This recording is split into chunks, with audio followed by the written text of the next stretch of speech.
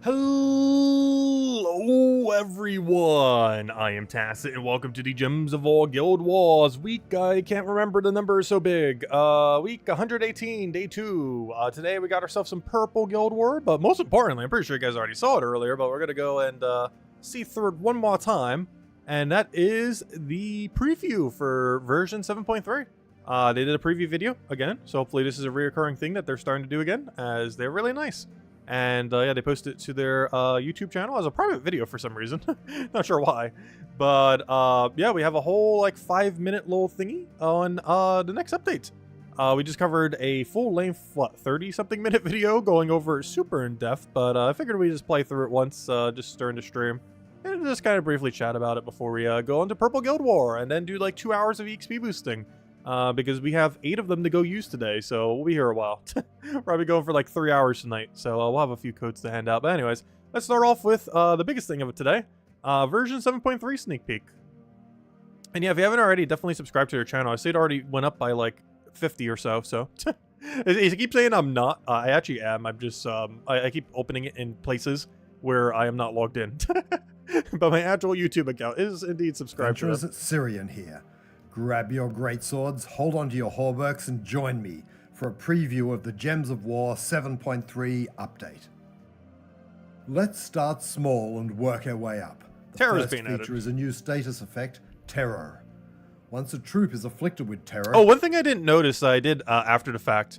I'm not sure... Has it been confirmed yet if Terror, on turn 1, can make something run away? Like, you know, flee from a fight, like the 10%. Because one thing I didn't notice at the time when I was doing the first reaction thing is the movement does. The movement does take effect on turn 1. Like, if we go check right here. One of two things right here. can happen. If the troop is in the That was the first turn it's on, slot, and they moved. So I'm not sure if the runaway will also trigger if it triggers on there. That means they brought back 10% insta-kill instantly. Like, you know, basically Deathmark, back in the day, had no delay. So if you Deathmark something, you would have 0 turns to react to a cleanse. If they simply Deathmarked you, and you got unlucky with the 10%, you would just die, without ever getting a turn. The best you could do is, like, Bless, and even way back then, there wasn't even Bless, I don't think. However, it looks like Terror, at least currently, assuming that all the movement will also mean the flee, it might be able to turn 1 kill things, which is really strong. It would only be able to do 1 slot, the last slot, but that's still really strong. I guess that's one way to kind of balance it. The fact that the 10% insta-kill is only on last slot, instead of every single one. But, I don't know. Be interesting to see how that pans out. It has a 10% chance to flee the battle each turn. But if it's not in that last slot, it has a 10% chance to move down towards it every turn. Of course, Terror has the usual... How would flee affect Guild War scores? It likely would not count as any damage towards it at all. If there's something internally that's triggering how many kills you're getting, I don't think there is. I think the main thing in regard to damage for Guild War is it's looking at how much damage you do compared to how much the enemy does to you. It's one of the reasons why insta-kills and a few other things calculate a bit weirdly in Devour and True Damage. It's not that you can't use them, it's that using them could potentially lower your score a little bit if they damage you too much. And yeah, Terror would be pretty similar like Deathmark or anything else. Where, though I'm pretty sure they're going to rework that at some point. I wouldn't be surprised if Guild War is completely overhauled sometime this year if they're doing a bunch of PvP reworks. As Guild War is indeed in the category of PvP reworks, and definitely a pretty dated one that could still use some updates. It's been tweaked a couple times in the past, but it's probably going to get tweaked again. chance to auto-cleanse. And now for some dragons. 7 new cosmic... Also, I'm so glad this requires Dragonite. I had a feeling it would, but knowing them in new currencies, I was like, what if they don't? But I was so glad to see this uses Dragonite. I just hope like every 2 to 3 years now, or maybe every year. So far it's been every year, but I hope at least like every 2-ish years or so, they'll add like a new set of 7 dragons. Because that would always give Dragonite something to be used on. And by then, we'd actually have enough to actually accumulate that much Dragonite. Like, let's say the next one's in 2 years from now, if they don't do like a yearly release of these things. But let's say the next one's in 2 years. Like, that's plenty of time to go get all the Dragonite for the next set. 1 year, not so much. So maybe they will do it every year. Dragons with an egg in the Soul Forge. We've had a lot of fun with those gem dragons, so we thought it was time for some new dragons to craft with Dragonite. So we present the 7 cosmic dragons themed around various astronomical bodies and elements, such as comets, stars, and nebulae. These guys cost a little more than their gem dragon counterparts, but they're a little tougher too. Oh yeah, that reminds me. I never did check. I wasn't going to do it in the video because I kind of realized midway through the video I didn't really have a setup to do so. However, we can on stream, and one thing I want to go check. How on earth do I make this not full screen? There we go. One thing I want to go check. Has it been updated on Terran's World, what these things do yet? Let's see. Where are all the new dragons? Should be pretty obvious when we see them. There they are. Oh, we do get to see their whole ability. Keep in mind, this is still subject to change. However, ooh. Oh, so is that troop art different than the other one? Almost looks like it might be. Oh, it might just be the angle.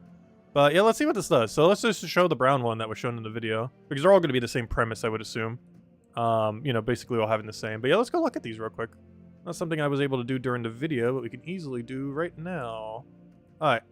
So, we have ourselves this guy, the Eclipse guy. 29 mana cost. He deals magic times 1. What on earth is that boost ratio? 1.6. That's a new one. We've had 1 times. We've had half. We had 2 times. Apparently, they can put whatever decimal they feel like there. And now we have 1.6 times. That's going to be so confusing to figure out the math on. Like, if you gain, like, let's say 12 magic, how much extra damage did I get from that? Oh, gosh. That's somewhat annoying, because that's, like, the weirdest number we've gotten. Like, 0.5 is obviously half. 2 times is obviously, well, 2 times. And stuff like that. This is probably the weirdest ratio we've had, a 1.6. That's 60% more than your magic plus your magic. So if you had 100, it'd be 160. That's just a weird one to calculate out for quickly. At plus 6. And then it does damage to all enemies. Oh, wait, it is still all damn enemies. Interesting. It's not a single target. It then converts 5 brown gems to brown dragon gems, which I believe the other one did it to giant gems instead of dragon ones. And then there's a 10% chance for an extra turn boosted by brown gems. Wait, isn't that the same premise of what the dragons already do? Wait, is that not already what they do? What's the ratio on the other dragons? But that's pretty similar already. One other interesting thing is they have 55% spell reduction instead of score reduction, while still having 30% score reduction, making them actually a mixed tank. They also give +1 to all skills to brown allies when matching brown gems. So yeah, they're pretty similar to the gem dragons. What's the ratio on them though? I actually forget off the top of my head.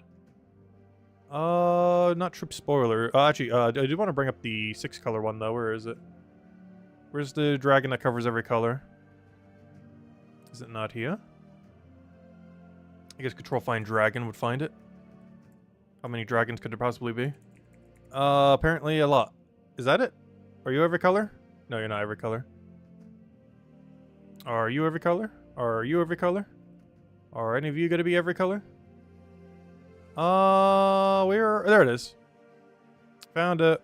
I have found the one that uses all colors. Let's see.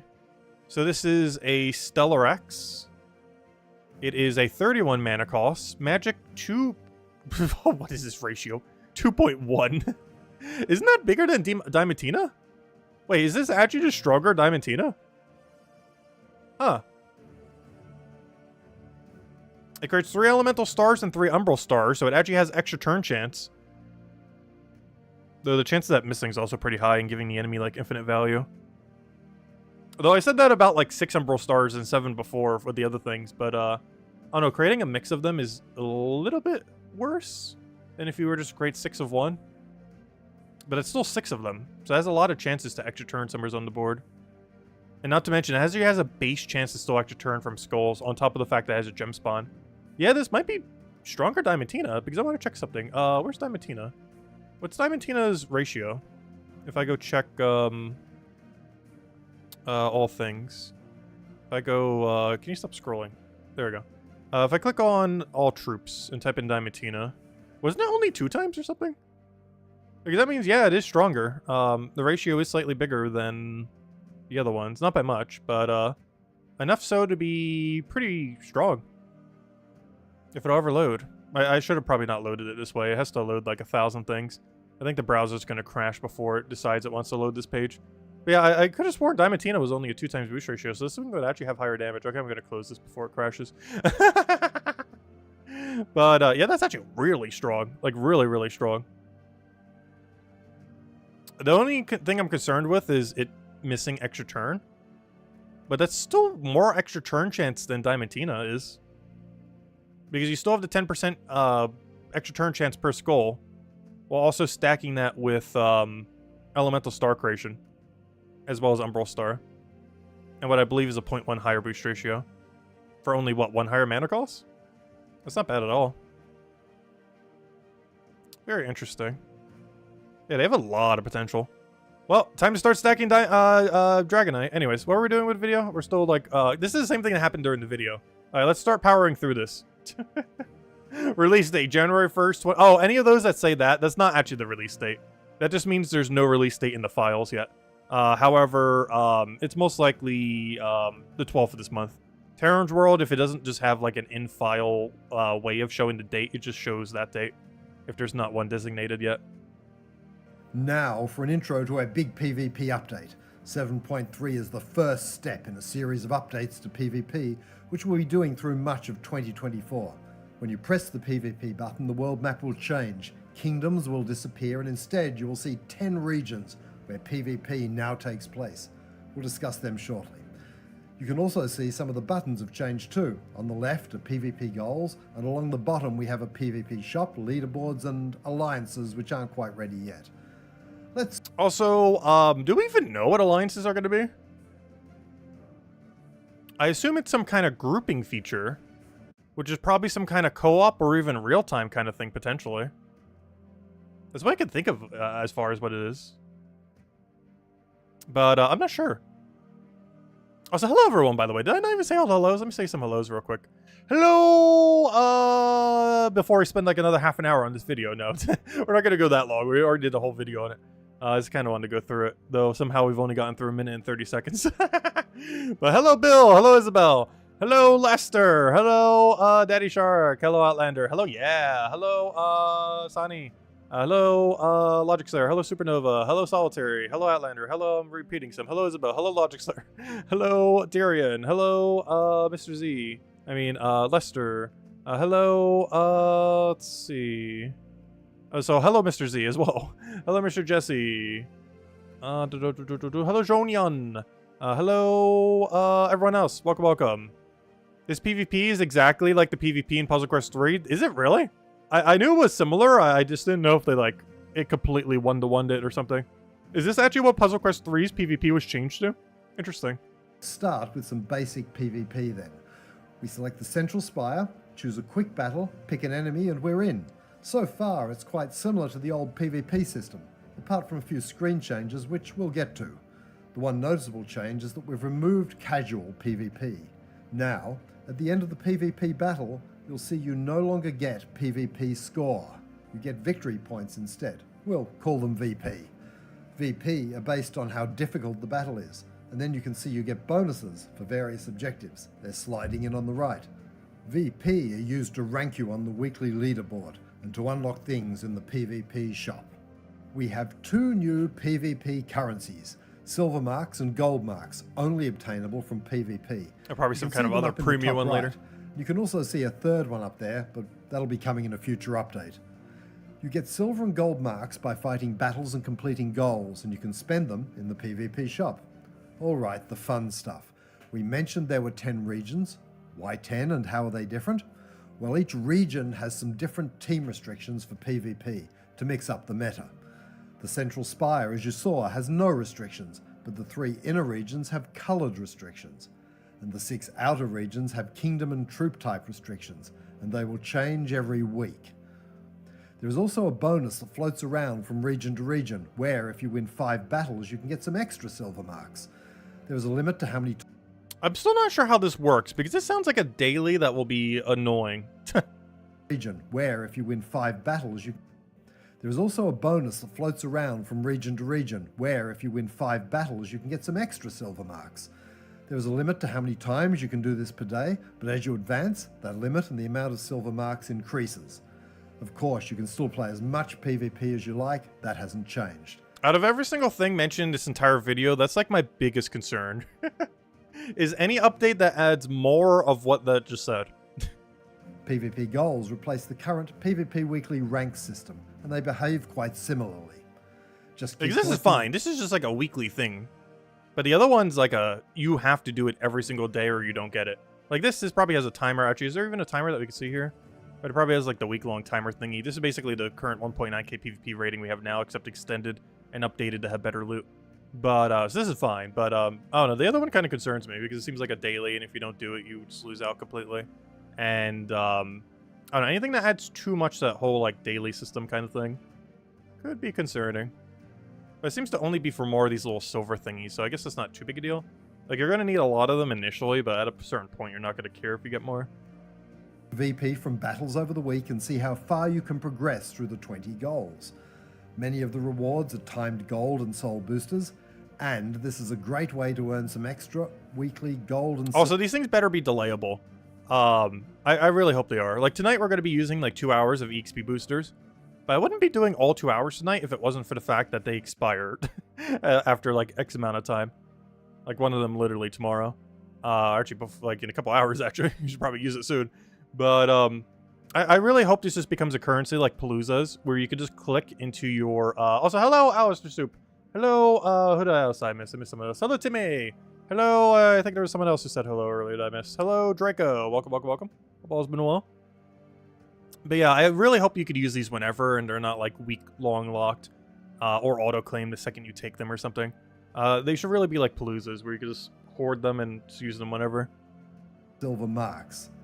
So what do we do with all of these gold and silver marks we're earning? We can spend them in the PvP shop. There are pets and rare resources, more stuff. Also, these resources probably aren't ever worth spending them on. It really depends how much of this stuff we get. But I don't know, it's really dependent on how things go. But I feel like these won't be worth it compared to just getting uniques. Unless you just have so much excess and have nothing else to use them on. And plus something new, talismans. Well, I say new, but talismans should be kind of familiar if you've played under Spire. They work exactly like trinkets, but in PvP. Let's take a look at these new PvP pets too. These ones provide team bonuses specifically for PvP, and specifically in regions. We have 20 pets on release, 2 per region. Oh yeah, it's 20. That was something else I saw after the fact. I was like, oh, a few dozen or so. But no, it's actually only 20, which isn't too bad. Especially if you're allowed to use pet orbs on these, which I assume you are. That means you only have to buy 20 of them once. More planned. Different ones At least will initially. rotate They'll through add the more, PvP obviously. shop each week, but they are not currently available from pet gnomes. Moving along these bottom buttons, we can see ladders and leagues. The ladder is... Well, they didn't really add too many resources this time around for once.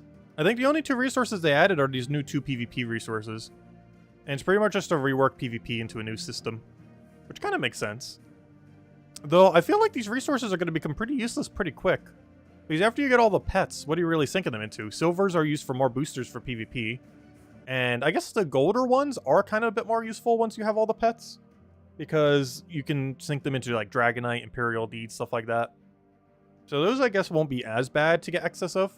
But those silver ones, unless I'm missing something, the only thing you can throw them into are boosters that you don't need. Or pets that you do need, but eventually you'd have them all. exactly the same as the old PvP leaderboard. It just adds some gold marks and silver marks as rewards. But the league... Oh wait, is Genki actually on that list? That's funny. Yeah, Genki was the top 5 during the beta test. That's really funny. But she didn't play that much. Or this is supposed to... Oh, after the reset. Because Shoshi has 0, and she definitely did more than 0. Yeah, there she is. That's funny. leaderboard. It just adds some gold marks and silver marks as rewards. But the leagues are new and very exciting. Every week you'll have 29 other adventurers to compete. I do like this. Because generally, I feel like on an average week, I would never ever bother, even on an average year, I would never bother to make like first place on the PvP leaderboard again. That's actually how we pretty much started our guild initially, was a week that we were trying for it. However, it is just such a grind. And I don't know, I can't be doing that for like 12, 16 hours a day. But doing it against 30 people, you're probably going to be able to get pretty high. Very few people go like super all out on leaderboard. And even if one of them's in your bracket, you can still probably make top 3. So it'll be interesting to see how this pans out. Because something like making a top 100 on a normal leaderboard wasn't too hard. And if you were able to do that, which I want to say in the current state of the game is maybe like 2 hours of PvP a day? I'm not sure exactly. It's been a while since we've done PvP. But whatever it is, doing it, competing with only 30 people, even if you're in a higher rank where you're in like more active people, this shouldn't be that hard to end up doing. I don't know, we'll really have to see. Obviously, you keep going in higher and higher rank, so you'll have increasingly more active people in your group that you'll have. Also, one thing that I'm not sure about with this ranking is do only the top 3 get a reward? Because that's also a little bit weird, because it might be beneficial to deliberately lose ranks and then go into a nice sweet spot where you're always winning, but also able to lose the following week. Basically a sweet spot where you can easily, in the bracket below, win top 3, but in the bracket above, deliberately lose. So if it's only top 3, you'd want to get to like as high as a bracket as you can, where you know you would pretty consistently win, and then deliberately don't do it. So every other week you would play, and then every other week you wouldn't. The only problem with that is you'll have to do X amount of PvP every single day anyways, potentially. So you might accidentally keep winning if you're like actively doing all the PvP stuff. However, you do need to like try to figure out a way to tank your score somehow or something, because it would actually be beneficial to be in the bottom and then back in the top and just keep alternating. But, oh no, we'll have to see. This bonus might honestly not be that worth it, but it depends how big these numbers get at the higher brackets. Like, these are pretty small, 30, 20, 15 of the golder ones. But if these become, like, in the hundreds, then, yeah, we're talking pretty worthwhile. Against. If you make it into the promotion zone, you'll move up towards Diamond League, where the best rewards are. There are a few other tweaks worth mentioning, too. There is no longer a defense team. With so many regions and things planned, it didn't make sense to keep picking all these defense teams. Other adventurers will now fight against the team you attacked with.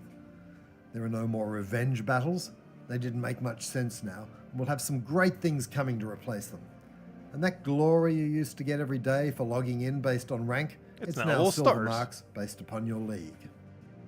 That, my fellow adventurers, is Yeah, that's everything. Anyways, I just want to kind of go through it again. But yeah, that's the rundown. Also, hello, Alistair Soup. Hello, Jamie. Hello, Frank. Hello, Chad. Welcome, welcome, welcome. Yep, that is version 7.3. We'll be able to go, hopefully, in 1 week from now. Oh, and technically, next week's Tuesday, we should hopefully be in patch. That day, we should be doing the patch, I would sure hope. And, oh gosh, I'm trying to... Why is this doing it like this? I'm trying to get this off of full screen. There we go. I fixed it. Okay, let me X out of it. There we go. Anyways. But yeah, next week's Wednesday, we should have a whole overview, because I'm pretty sure the patch notes and the patch itself will be out by then, hopefully. And next week's Tuesday night, we should be streaming it. Oh yeah, that reminds me. I mentioned yesterday I would have the official date for tomorrow of what we're doing. Tomorrow's stream will be a few hours earlier due to the Game Awards. We're going to be starting at 5 and go till about 6. But to make up for it, we'll be streaming for like 3 hours tonight, because we're about to go do Purple Guild War. And then after that, we need to go do... Oh gosh, we're almost going to lose. We definitely got to make sure we go use all of our battles. But we're going to do Purple Guild War. And then we're going to go and use 2 hours of EXP boosters. I have 7 of them stacked, ready to go. All on our mail right now, one of them expiring in a few hours. And the 8th one is our daily thingy. Anyways, let's go and start with Guild War. Also, we still need to go do Journey and everything else as well. Let's see. Actually, I might just buy the battles for Under Spire and just do them tomorrow. It'll give us something to do for the stream as well. Since I might just skip over to class event. Also, thank you, Alistair Soup, for the continued support. Greatly, greatly appreciated. Thank you, thank you. Alright, this is definitely not the team I need to be using. Where's my Purple Guild War? It's Purple Day, right? Purple. What's our current Purple Day? Yeah, Throw Leprechaun, that sounds about right. I don't know, do we want to switch this out? Throw Leprechaun. Do we want to run Throw Leprechaun into Life and Death Weaver? I'll see why not. Also, why am I in this battle? Wait. What am I looking at? I am so confused. I thought this was a random PvP battle for a second, because I was like, wait, why is this team so weak? But, now I'm more confused. Why is this team so weak? Why is this Guild War Defend? I'm very confused as to what he's doing. But, I guess he's a little bit of a lower level. I don't know, do people get that high of a level that quickly? So we're actually losing by a lot. We have one person up on them. Or, you know, we've done one person more battles, yet we're still down 7,000. So we're down closer to like 15,000 right now. Oh no. Hopefully they don't do some of their fights. And that's why we gotta use all of our XP boosters today. Anyways, let's go do our battles already. Just double check that's purple day, at least on PC Mobile. Hey, our defend team actually won some. Actually won 3 times on Monday. Didn't win as much with the Bork team. Oh yeah, I meant to replace this team. This was the weird Bork Cathurix Tesla team, which is book in the back. Is it any good? No, it doesn't even have it in power, but oh no, I kind of wanted to mess with it a couple times. That's like the next one that needs to be replaced. But anyways, let's go and get into things. Using pretty standard Thrall Leprechaun setup. I do kind of want to change up the damage sources on these. It's just, these are pretty safe. It's just really slow. Like, we're never going to get like a super good score with this team. It's really good at just not losing. Which a lot of times is just nice. Alright, let's get over mana. Throw down Weaver again. Throw down Life and Death, and that should be dead. There we go.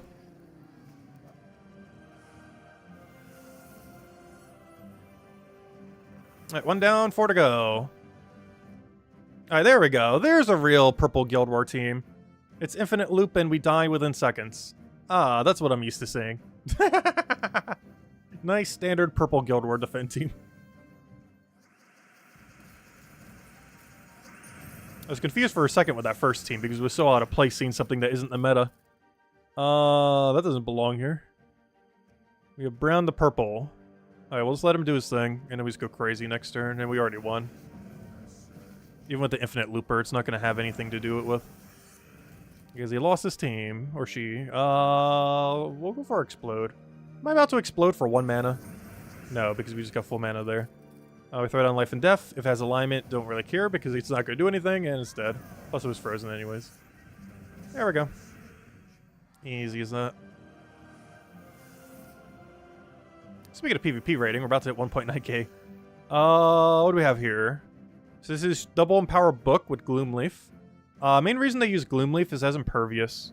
So that they don't get entangled, frozen, or anything like that. Same reason that one Entangler guys use, like that triple damage against Entangle. One of the biggest gimmicks he's actually used for is his immune. So he has brown to purple, as well as yellow to purple. I'm actually fine with that. As long as I take this up, what does he really do? He gets 1 pair. Oh, I guess he gets 2 pair. We'll do that. He'll do a thing. He did go for the one that's more beneficial, unfortunately. I do have full mana. I might just clear and just hope that's enough. Let Thrall die, get a resummon there, go from there. I just realized, do I not have enough damage to double cast on him? It's slightly problematic if so. Oh, so he already got Book. Are we already dead? We're not supposed to die yet. He already has purple Book going. That's not ideal. Are we dead? Are we dead right now? Because we sure look dead. Let's see. Weaver, can you pull off an entire win? I want to say yes, but also no. But also, if you get that kill, yes. Come on, Weaver. You got this. Do Weaver things. Come on, Weaver. Just do a bunch of Weaver things. Good job. You did Weaver things. Alright. Then we do this. Do it again. If you could stop dying, team, we should be able to win here. To explode or not to explode? Yeah, we explode. Not worth it. No, we shouldn't have exploded! Alright, this isn't all over yet. But this is a very weird way to win. Should not have exploded. But time to solo an entire team with Leprechaun. Like the good old days. Let's see. We'll throw that down. You got this, Leprechaun.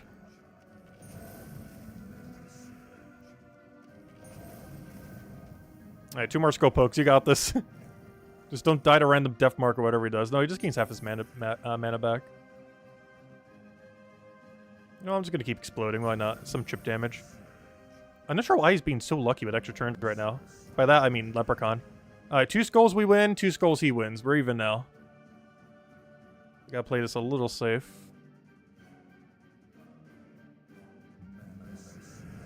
As I give him 5 times. Well, but his ability doesn't really do anything, does it? Not really. I guess it board clears for him, though.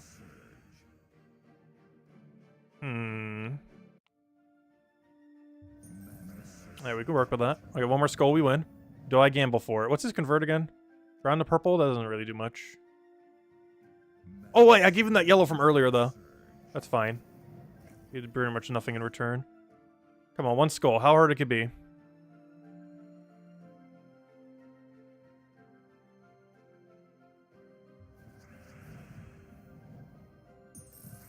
There it is, we won. What a fight. Not the way I wanted to win that, but we won it. We were almost full carried at the end, but I don't know, Book is just crazy. Like, I feel like running Juan Diamantino on, like, every day. Just to not have to deal with it. Oh, there we go. Good old Leprechaun doing Leprechaun things. So this should be pretty easy. He doesn't have cleanse, I don't think, unless he's running Orpheus. Honestly, won't really matter much.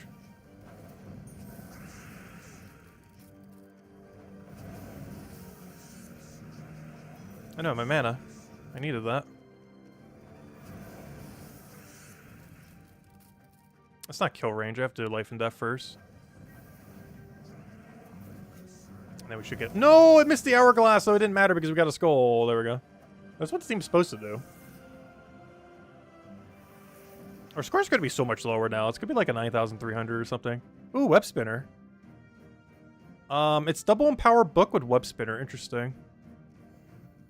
A little scary, but as long as we get past the empowers, we should be fine. Alright, we're frozen on green and purple. We can work with that. Though being frozen on purple here is not ideal. Though I'm not frozen on brown, so I can actually take that.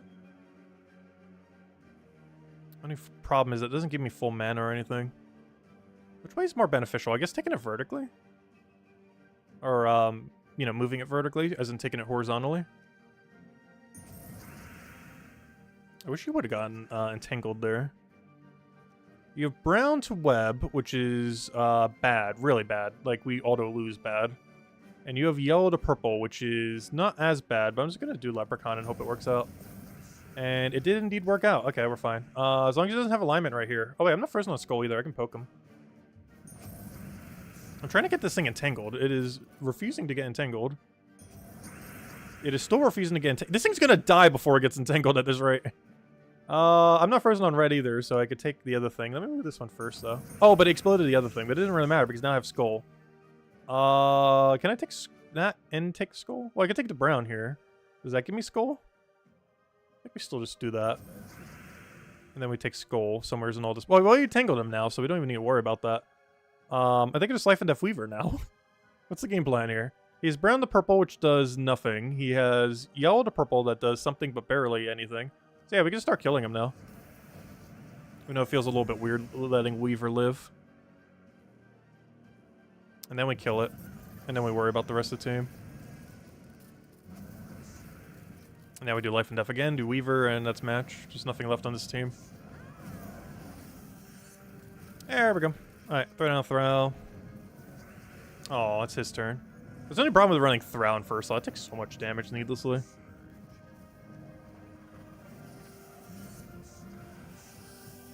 Oh, you're webbed, aren't you? That's not ideal. I need... Leprechaun's also webbed. I think I just swipe purple then. Or kill him with a skull because we're only webbed, not entangled. There we go. A lot of weird fights, but we're getting through. Alright, final fight. What do we have? Oh, never mind. That was final fight. Yeah, I was right. Around 9,300. A little bit higher than that, but still a little lower than we were where we'd want to be, but I'll take it. And we're not doing too good as a guild this week. We're almost going down. Honestly, I don't really mind these little bracket things. Plus, I'm pretty sure during all the PvP reworks, they're going to overhaul Guild War. Like, there's no way they're not going to completely overhaul Guild War during all that. So I feel like in, like, 6 months from now, by summer, it will be in a completely different Guild War system than what we have now. Anyways, let's go to the other guild event. I still need to go get stage 14. And we're only at stage 13 right now. Hopefully by the time we stream on Thursday. And reminder, we're streaming at 3 hours earlier tomorrow. Around 5 p.m. Eastern Standard Time. 3 hours earlier than normal. Hopefully by then we'll have stage 14 so we can finally go max out the Egress. Because that's something else we could do that stream then. But for now, we're just using Egress, E-Cattle, or E-Cattle, and double Finesse. This is one of the only few modes this week where we can actually run Finesse, oddly enough. Despite it being such a good synergy troop, can't really use it for too many things, unfortunately. Oh, don't you dare take that yellow. That's the only scary part about using Egress, is if we miss a single time on Valraven, it's gone. It is so gone.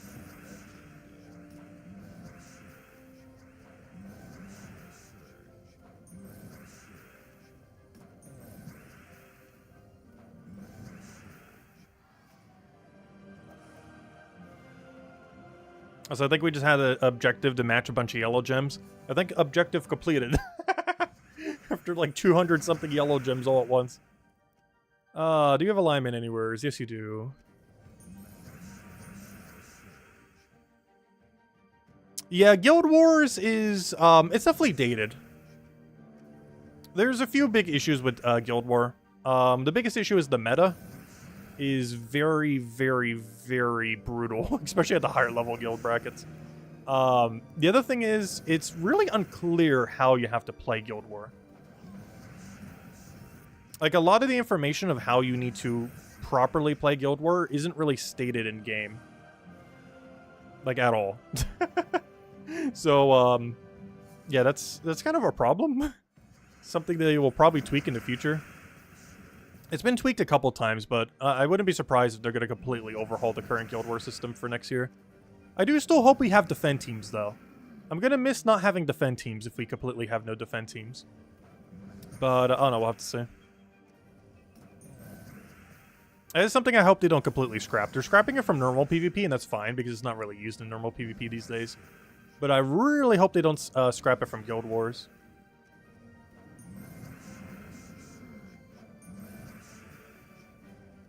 It mainly just needs a thing to actually, like, change your team by the week. Because right now, you can literally use the 6 same Guild War teams for the rest of time, and it will never change in the current state of the game. Like, there isn't any kind of extra restriction you have to set your team to. Particularly for defend, you're allowed to set, like, anything. It doesn't even have to be, like, specific color or anything like the other side does.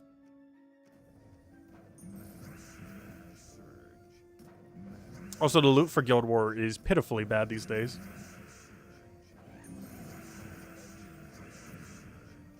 Even the bracket 1 loot doesn't even look as juicy these days. Like, 1,500 gems.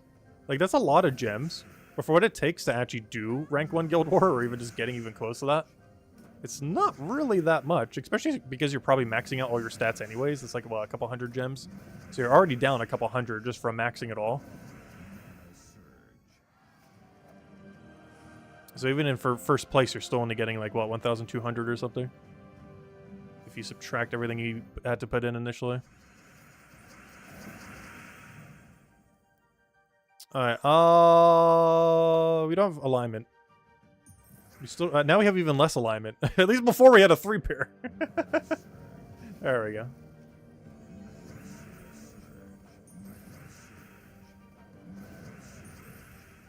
Also, this bird is so much fun. This Egress, Cattle combo.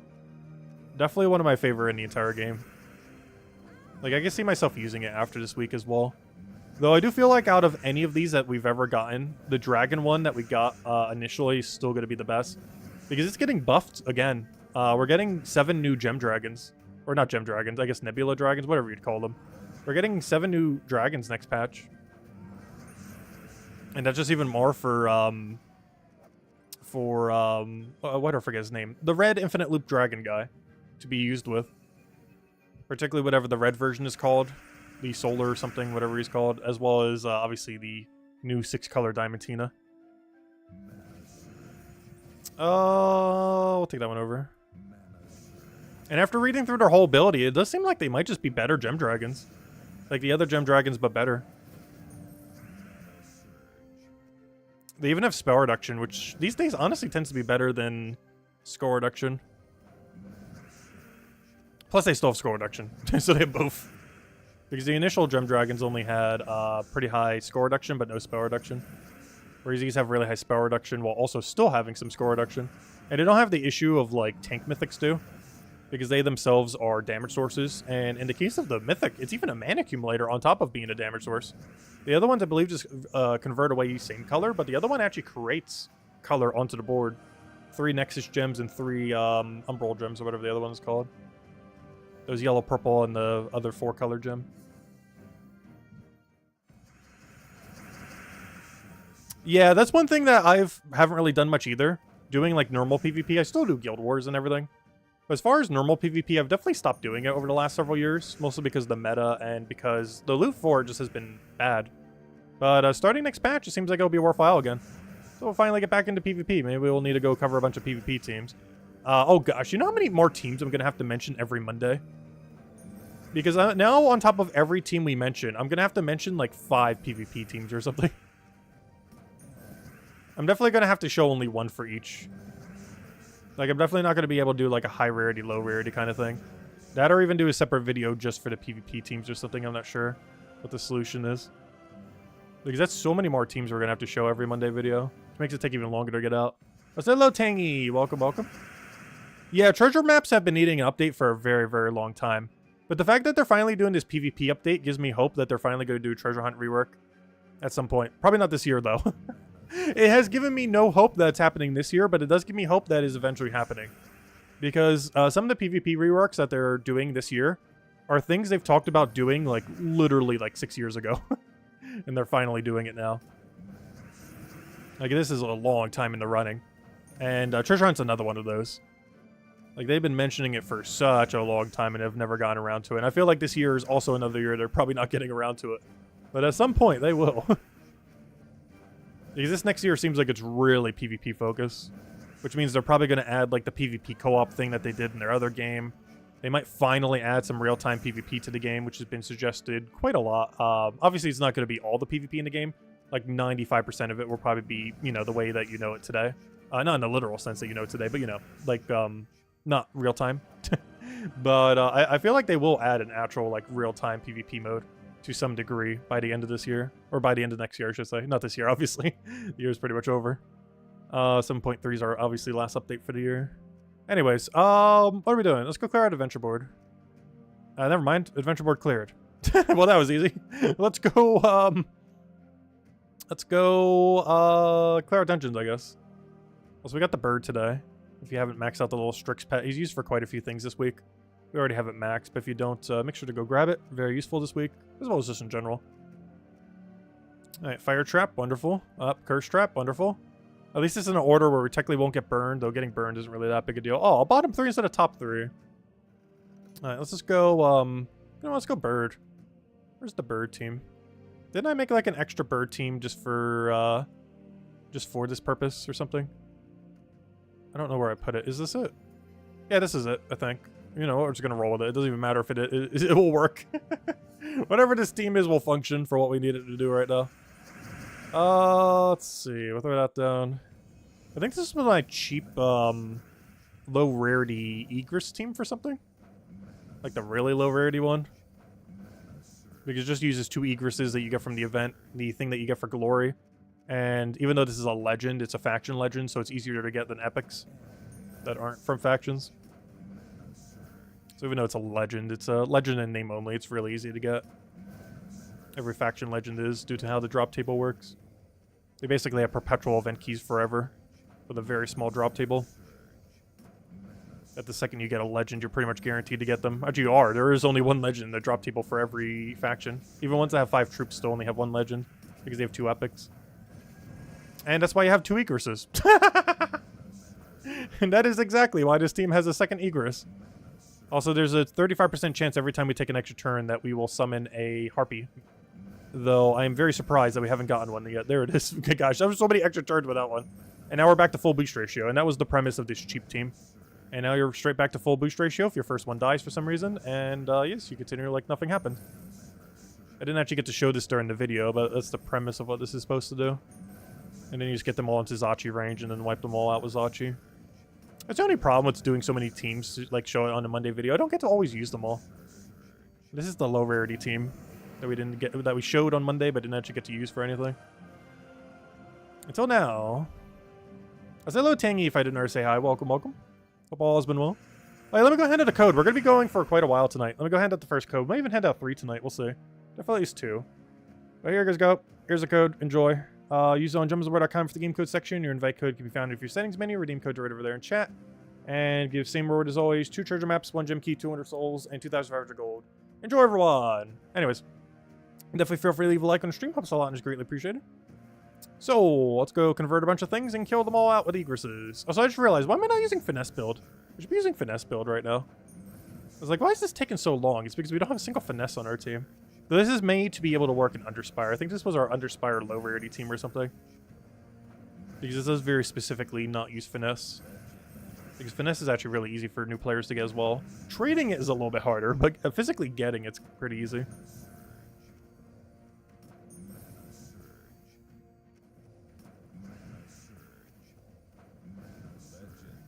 So honestly, this isn't too much slower than not running finesse. Though it is slower. Definitely slower. Honestly, any mode where you're allowed to use finesse with this team and you're not is probably running slower than it needs to be. But oh well, we only have like one more fight. We'll just run it with the cheap team. I guess finesse is still cheap too.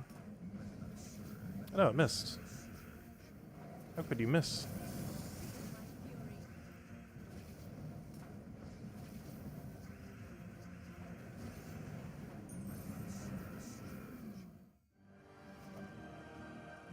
Alright, one last fight.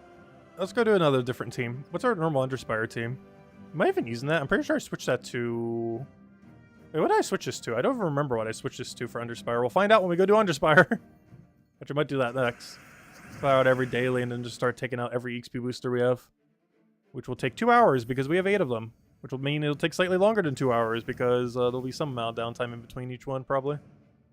Unless we use them all at once.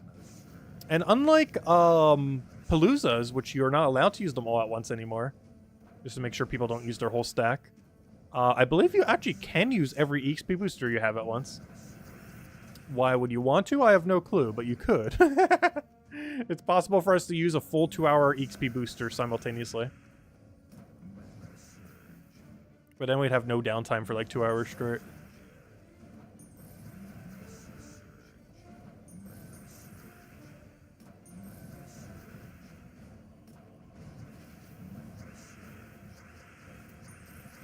Still not sure why I'm running this team. But we're running it. I guess just to give a chance to use one of each of the teams we have here. At some point. Rather than just having like finesse spam on every single one.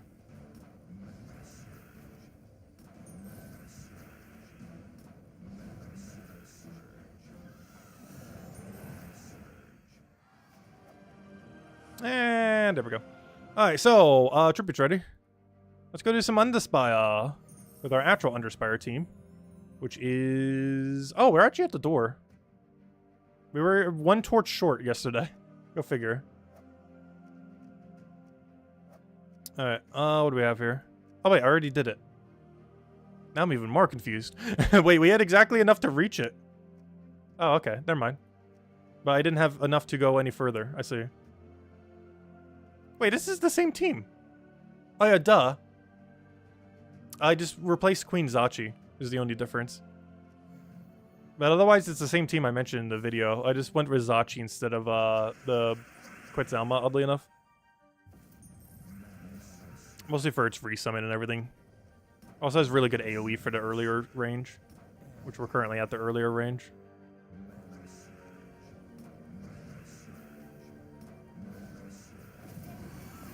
So hello, Joe Show. Welcome, welcome.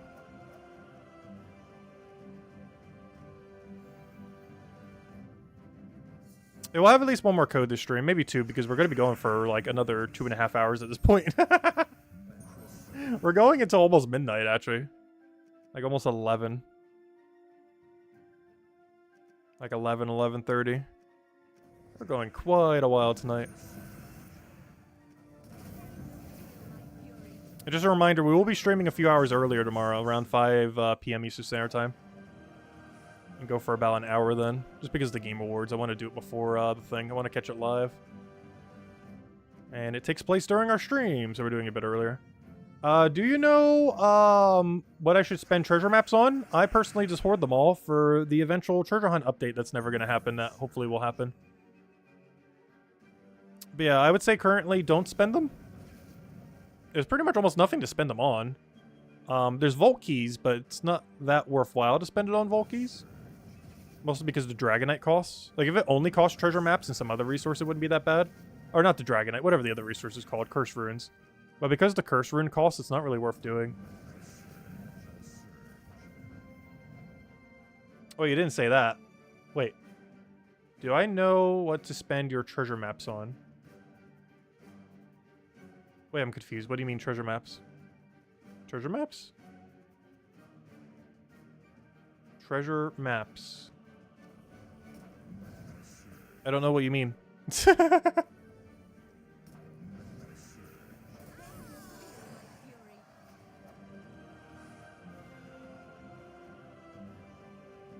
Guess? I'm still confused what you mean by treasure maps. There's only one mechanic in this game that's treasure map related. Unless you're calling some other mechanic a treasure map.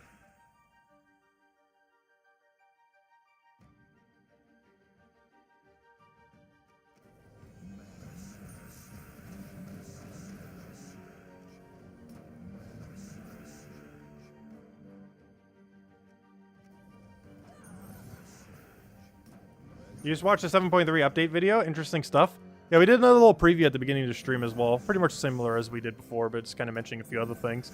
As well as getting to properly see the new gem dragons. Or I keep calling them gem dragons. I mean celestial dragons. Because we actually looked through Terrance World, something I couldn't do during the video because I didn't have it set up to do so.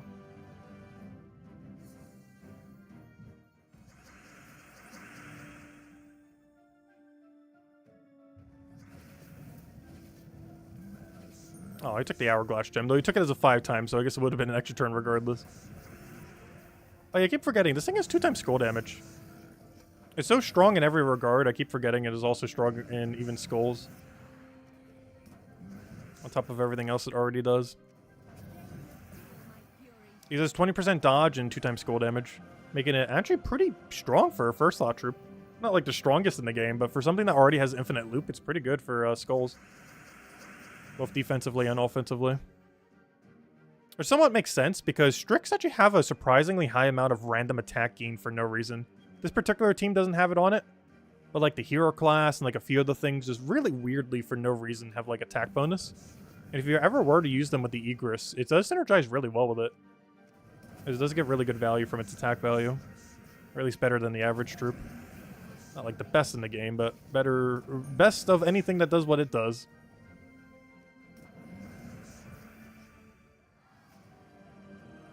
Can you get a map load? You can actually infinitely get maps for pretty cheaply. They're only 30 glory each. So if you really wanted some maps, 30 glory is basically free. At least later in the game anyways. I'll throw that down. Which of course you definitely are. You're higher level than us. What level are you these days? Aren't you like level 2100 something? Where? You do it in the shop menu. I can show it in a second. I believe it's in the same menu where you get like the 100 or the 10 event keys every week. Maybe it's in a different menu. It's in shop underneath resources. And all the way to the right of resources, it might look like it's only gem resources. There's actually 2 for glory. Don't ever get this. You're better off just opening glory keys. But if you truly wanted some treasure maps, if you were like all out, this is something you would only do if you like completely ran out and you wanted more. But you can infinitely buy 200 at a time for only 6,000. It's really cheap. And that'll last you like 3 hours. It's only 6,000 glory.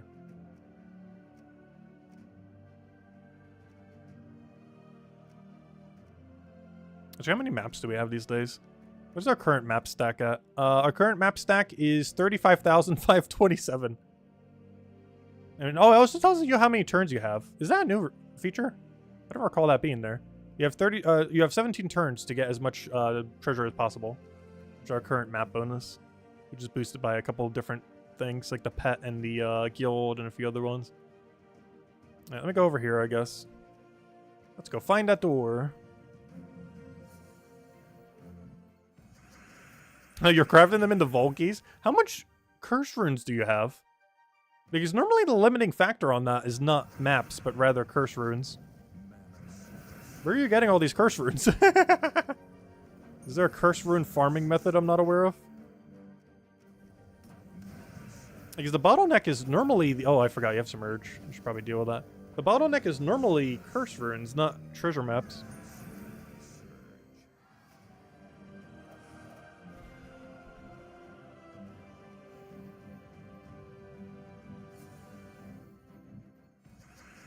Now, if Fritz were in treasure hunts... yeah, there's so many resources they could so easily add to treasure hunts to make them worthwhile. And deed material is definitely one of them. And I'm actually surprised, because I feel like thematically it would make sense that deed material are in treasure maps. Like, if there was any one game mode where they would add that material, I feel like it would be treasure maps. But they haven't, unfortunately. At least not yet. Because that would be, like, the best thing ever for fixing the kingdom upgrading system, especially if they expand it soon. Because I'm pretty sure sometime early next year, or even just sometime at some point next year, they're going to expand it. They're definitely going to do it at least by 5 levels, if not by 10. They might just need to get more mechanics in the game before they want to expand it. Because right now the hardest goal is like 20 gold elite levels. So they might want some kind of new mechanic before they expand it a little bit further. And make that the main thing you need.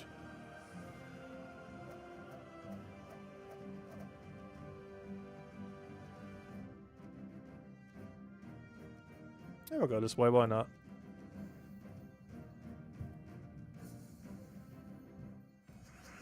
Yeah, 7.3 is looking pretty interesting. I'm slightly concerned with what the daily grind for it might look like. But I don't think it's going to be that big a deal. Because the main mechanic that seems like it has a daily attached to it seems like it'll become really irrelevant very quickly. Because it seems like it's just for more silver stars. Which initially you'd want a ton of them just to get one of each pet. But then afterwards, I don't believe the silver stars are really used for anything. The gold stars are. But the silver stars that you get from the new PvP system don't seem that useful. So being able to farm more of them per day initially is good, but long term will be irrelevant. So it's a resource you could pretty quickly start ignoring.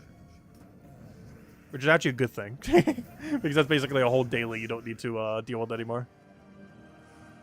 So that's perfect. 1, 2, 3. This is double dead end. Why do I feel tempted to luck, though? Like, I already know this is double dead end. Why do I feel the need to click on it? I'm gonna take this one.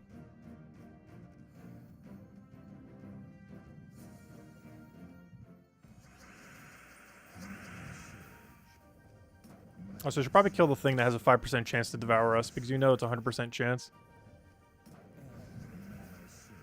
That's how percent works.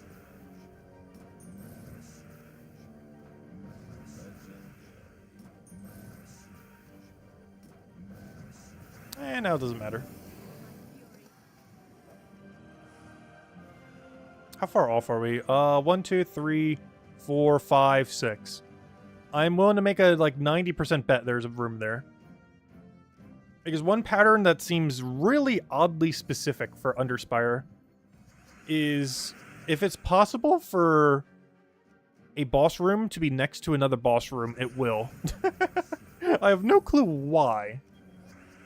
But it loves to just smack 2 boss rooms together. Sometimes even 3 if it's possible, depending on your layout.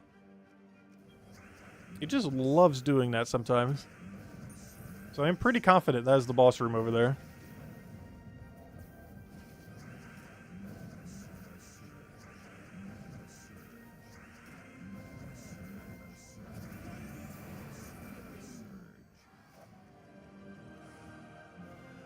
We'll find out one more battle.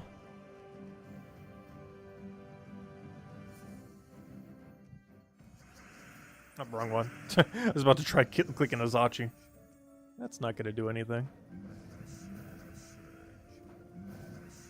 You maxed campaign pet this week. Got 5,600 pet mastery, which is highest in the game, and only on Xbox. Nice. Wait, does Xbox have an extra pet? Yeah, I guess it did get one extra compared to PC Mobile. Because it got, for whatever reason, when they handed out like ice cream for one of the anniversary years or something, whatever it was, like, for whatever reason, PlayStation got like an extra one out of it, or Xbox, whatever it was.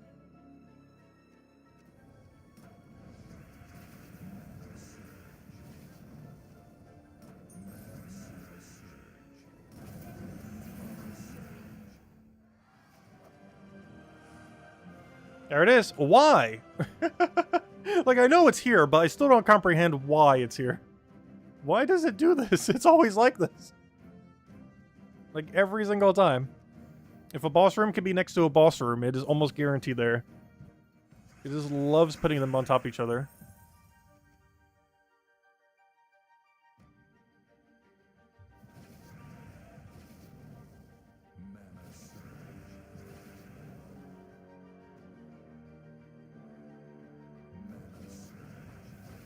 Oh, I'm frozen. That's actually a big problem. This team has no antifreeze. Oh, time to keep clicking Zachi, I guess. He's here for a reason. Wait, how did I get an extra turn? I guess we cascaded something. We're definitely frozen on yellow right now. Oh, it sure doesn't feel like it with how much extra turns we're getting. It's extra turning so hard that it's still getting extra turn through freeze because everything else on the board is cascading from it doing so many gems. You gotta catch them all. Alright, we made it through the section. We actually got through that one pretty quickly because it was pretty obvious where it was. And we found some more dead ends to do at the end as well.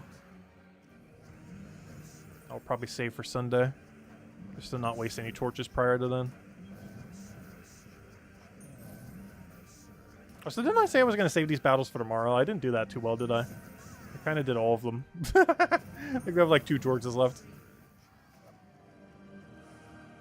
At this point, we might as well just use them. We already went this far, it won't hurt to use another 2. Then I'll go double check if we've done all dailies, and if so, or at least all the important ones. And if so, then I think we're heading to 2 hours of EXP boosting. Which at current rates means we will be streaming until 11:30 tonight. So we're basically going until midnight. Maybe we'll only use some of them, we'll see. I think the title says 2 hours. We're just going to go the whole 2 hours, probably. Not that bad. Oh, I need to go get another Snapple. I actually did pick some up earlier. I can't remember if they have caffeine or not. Do you have caffeine in you? Because I need caffeine. Actually, I have no clue if it does or doesn't. I'm not sure where it would even say if it does. It definitely has plenty of sugar, so that's fine. We'll have a sugar high. I do have to say, I don't like the mango flavor as much. The mango madness, whatever this one is. Or that's exactly what it's called. Not that good. The kiwi strawberry one was pretty good. That one's really refreshing. Yeah, I'm not as big fan of the mango one. Though in all fairness, I'm not as big of a fan as mango, so that might be why. Like, generally every fruit flavor I can, like I don't mind that much. But, I don't know, sometimes they're just off. Coconut's one of those like that. Read the orb drop? Wait, what did you just get? Wait, I missed the thing. Your reward was a useless 1% major pet orb? Wait, you actually finally got it? Oh, wait, that's huge. You actually got the thing. I was talking about that. Like, I wonder if we will ever, from a mastery upgrade, get the 1% major orb. But you actually got it. Nice. It's a 1% chance. And you only get, like, X number of them ever. So it's possible to go in an entire account without ever getting a major pet off of a pet upgrade. It's very unlikely to do. Plus, any upgrades that were done before the pet orbs last year, you know, wouldn't count towards it. So that's even less upgrades that you have towards... Oh, that's not the one I wanted to click. And let's match. Oh, you're not dead yet, are you? Well, now you are. Never mind. Thank you, Egress, for getting to clean up on that. And there we go. Oh, that reminds me. I still haven't need to buy more torches. I'll do it later, though. Anyways, I think we only have one last thing to do. However, that one last thing to do takes 2 hours. Technically, slightly more than 2 hours. Let me just double check that we've done the things. I think the only other thing I haven't done is the explore, but we will be doing plenty of that over the next 2 hours. So I'm pretty sure we'll get that done multiple 100 times over. So I think we'll be fine there. Yeah, I believe that is everything. Adventure board had nothing. Campaign is done. Oh, yeah, I never covered the video on the Mythic. I might do that tomorrow. I was planning on doing it today until I realized people actually reminded me on the stream we were just doing earlier that they released the 7.3 update thingy, and then I was like, oh, let's go end this stream and go do the other thing. We finished up the run we were on, and pretty much finished up that game. We're pretty much done with Old School RuneScape for at least the rest of this year. Might do one little extra thing on it early next year for like the current leak thingy. We're basically done with it till next year. Let's see. Next will be Dokapon Kingdom, which will probably be starting this Saturday. Technically could on Friday, but we'll probably be Saturday because I might be up late. We'll be up late tonight. We might be up late on Game Awards Day. So I'll probably just do it on Saturday just so I'm rested. Let's see. Journey. Okay, we've done all the things. Done that. Done that. Okay, we're good to go. It is time then. Hey, we're actually winning. Good job, Guild. Keep doing that. All right, let's go do EXP boost for the rest of time. All right, grab all this. And now we have 8 boosters, 7 here and 1 as on our daily that we haven't claimed yet. 1, 2, 3, 4, 5, 6, 7, and the 8th one is right there, 8. That is 2 hours of EXP boost. Let's start. Let me go set up the team first, which isn't really much, but just Dust Devil. Oh, you know what? Let me go clear through this real quick before we do. We have a really annoying one there at the end. Where's my quick heal dust? There it is. The new mythic is quite tanky. Which one?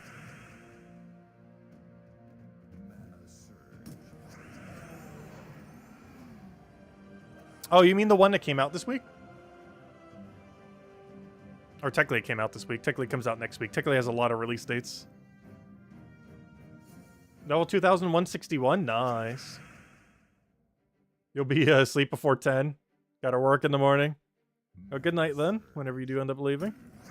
Yeah, we're gonna be going really late tonight. And we're starting earlier tomorrow as well at 5. That's not like super early, but you know. Earlier for Gems of War stream.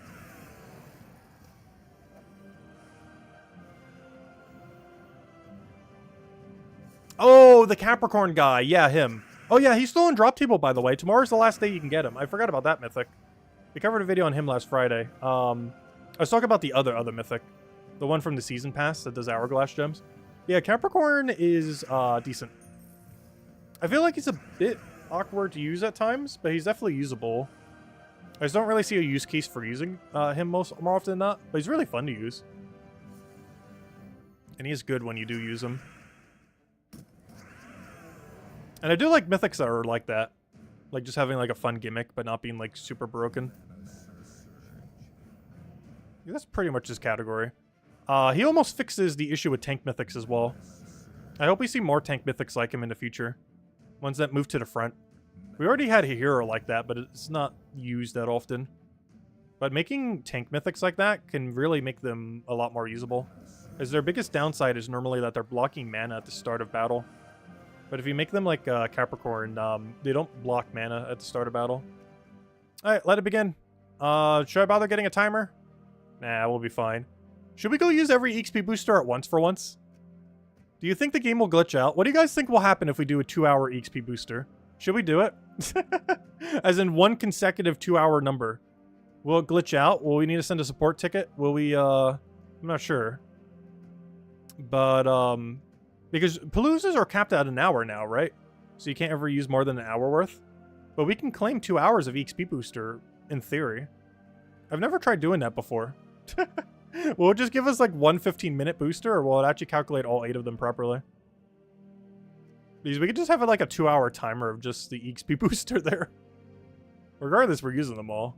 What am I doing here? Oh yeah, I was gonna go clear through one more just so we do get that other one.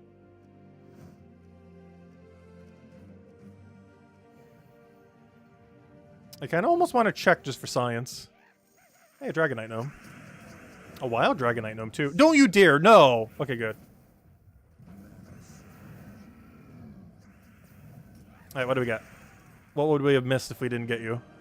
50 Dragonite. Yeah, I need that. We got a patch coming soon that's going to need all those. Do I buy Anus? I think I don't buy Anus. That reminds me, how much Dragonite do I have? Someone was mentioning it earlier. My current Dragonite, I think someone even asked how much we had. They were sharing their own number. But we currently have... Where's Dragonite located? Soulforge. I currently have 8,000 Dragonite. Which if the eggs are 550 each, that's what? That is... 13 eggs? 14? What's the math on that? Let me just get a calculator real quick. Calculator, what's the math on this? Just want to double check, because I'm pretty sure I'll get the head math wrong. Bit of a weirder number. Also, calculator. Why are you not opening? Calculator! I need to make a little tab. I still have no clue why on this computer I don't have a little thingy for the calculator. Also, I'm not sure why this is loading so slowly. What are you doing? There we go. You should not take that long to load a calculator. Okay, we're in. Now, why is my calculator not moving? There we go. 8,063 divided by... That's a time symbol. Divided by 550. I can make 14, almost 15 soon, dragons. So yeah, we can almost get them all. Though I'll probably need a bunch for the big gem dragon at the end. He'll probably cost like 1,000 or 1,200 or something. But, yeah, that's enough for 13. Soon to be 14. And that's if we don't buy any more between now and then. But I kind of do want to go buy some more between now and then. But my gem stack says we shouldn't. Our gem stack says do not do that. We're basically at, like, no gems right now. Anyways, what are we doing? Let's go, yeah, let's go use these XP boosters. I'm just gonna do all at once, but to do that, I need to go do one more set. I think that's what I was planning on doing. Let me go do one more set of Explore, and then we're gonna take 2 consecutive hours of XP boost with no bricks. Oh yeah, we'll probably have to buy a group of weapons as well. Hopefully the weapons are actually good. I don't feel like I ever really used the weapons that we got for the gem dragons.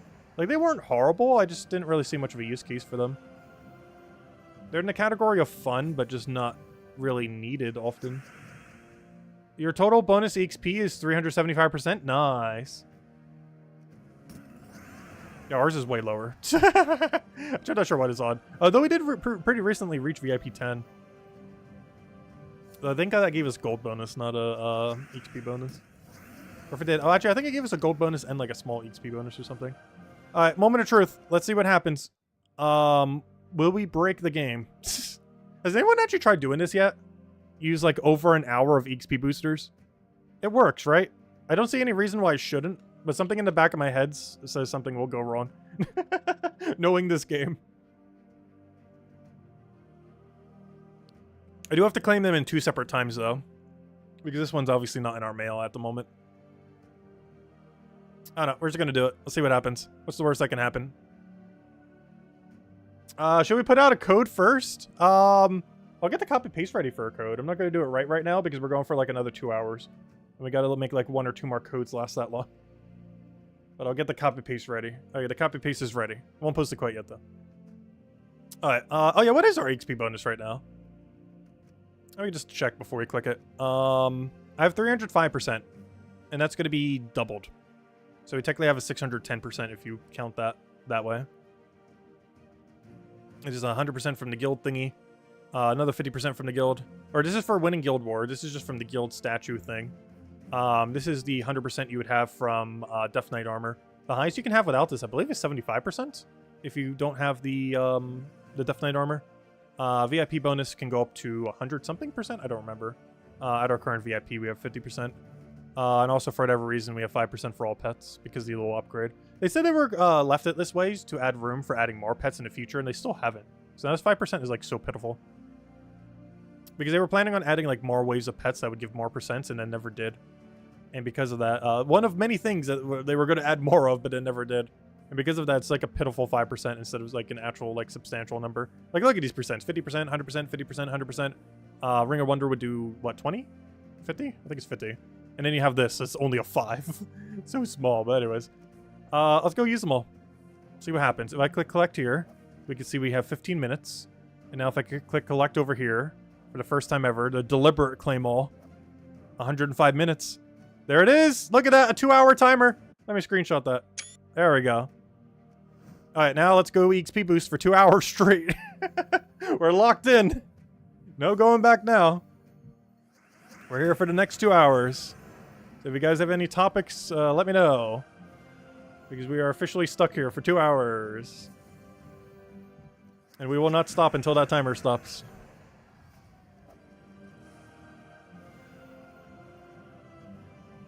That is the game plan for tonight. And just as a reminder, we will be... I'm pretty sure I mentioned this a couple times now, but just for anyone just getting here. We will be streaming a few hours earlier tomorrow at 5 p.m. Eastern Standard Time. 3 hours earlier than normal. And going for about an hour or so. Much shorter than tonight, that's for sure. But just because the game rewards are taking place normally when we stream, I did want to catch it live, so we're just doing our normal stream a little bit earlier. Still gonna do all the normal stuff, Guild War, all the standard things. Good old Under Spire. Yeah, that's the game plan for that.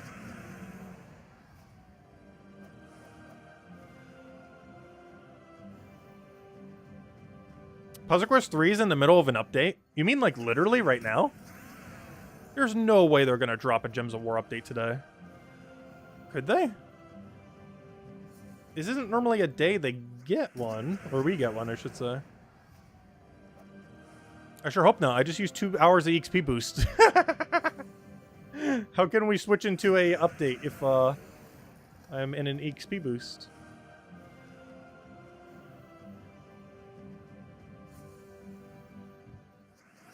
Yes, almost the 1-year anniversary of Band Miss. Also, almost the 1-year anniversary of those orbs.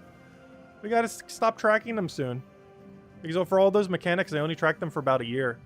And we actually know what next update is, and there's nothing to actually track in next update. We'll be doing a ton of PvP, but there's nothing to really track of that PvP.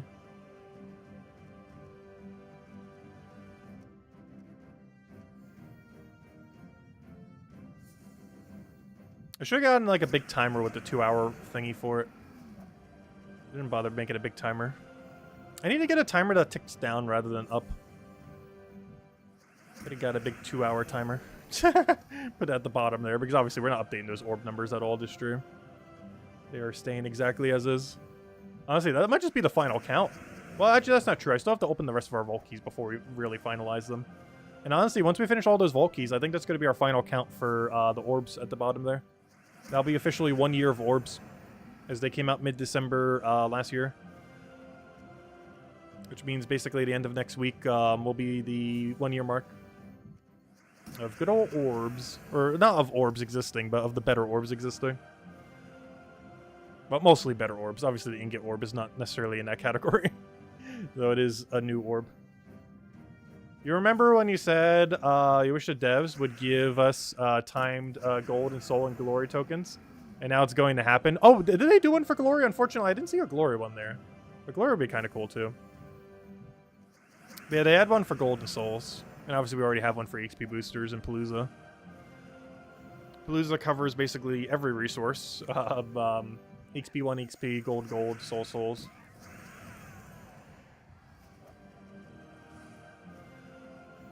There isn't too many more that they could really add one for, though.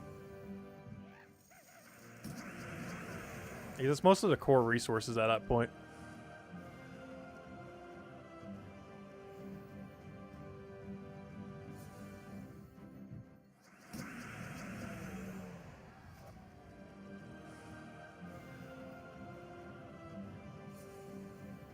Hey, what was our starting level? I wasn't even paying attention when we started this. We started at like 1876 and a half. Wow, we're actually getting surprisingly close to 1,900. My goal this year was jokingly level 1,869. However, we actually hit it out of the park because of EXP boosters. And by the end of the year, it looks like we're going to make... Oh, this is... No, this isn't the... Oh, is it the last time? Yeah, never mind. This is actually the last time we're running a lot of boosters, isn't it? Because next Guild War is not this year. I believe it's next year. Like, really early next year. So yeah, that means by the end of this year, we're probably only going to hit level... Well, it's still higher than we were expecting. We're going to hit level 1,880 something. Like, probably 1,881. Most likely.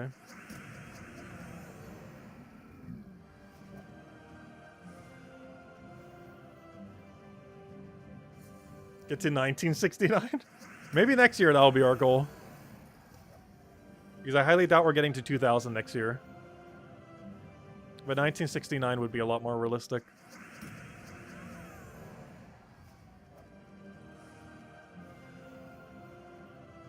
Though, who knows? Maybe we could actually legitimately get to 2,000. Because we only had double XP boosters for part of this year, and we already got substantially more XP. Next year, we're going to have it all year. Like, literally all year. Plus whatever else they add. Like, our XP rates are only going to go up, not down. Because that would be 12 whole months with the XP boost thingy.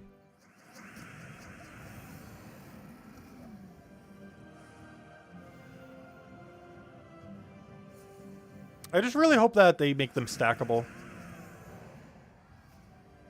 So that you can stall them for whenever you want. Is that way we can stall them all at the exact same time? Well, maybe not. Because things that you would do for efficient XP farming is not things you would do for efficient gold or soul farming.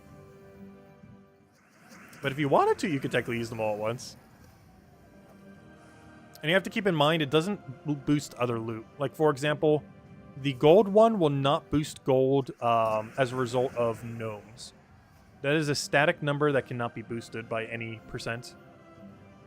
So you can't just, like, use it during a Palooza and expect extra gold. You're not going to get it from that. It only takes your base gold. There's almost a 0 that we're getting for these fights. It's just not true. Our base gold is technically whatever the number says all the way to the left. And we're getting 363. So if we're using a gold booster right now, we'd be getting like 720 something. Whatever that comes out to. Which obviously isn't that much. Explorer 1's not really meant to give you a lot. Explorer 12 does, though. Like Quick Kill and Explorer 12 with a gold farming team. How does this team work? Okay, so Ironhawk, well, Dust Devil's the easiest to explain. He obviously has Empower, and he does 5 damage to all enemies. However, how are we doing enough damage to kill them all? It is because of Ironhawk. Ironhawk has a final trait where its ability is to deal 5 damage every time an ally casts a spell. And Dust Devil does 5 by default. Each Ironhawk for the Dust Devil casting is doing an additional 5. So we're hitting for 20 damage every time we click Dust Devil. And there are a few kingdoms where 20 damage can still one-shot. And one of those is Wild Plains. It's Wild Plains, Sinner Mirage, and Drak'Zu, I believe are the last ones remaining. Unless I'm forgetting one. I believe these are the last few locations that you can actually still do this in.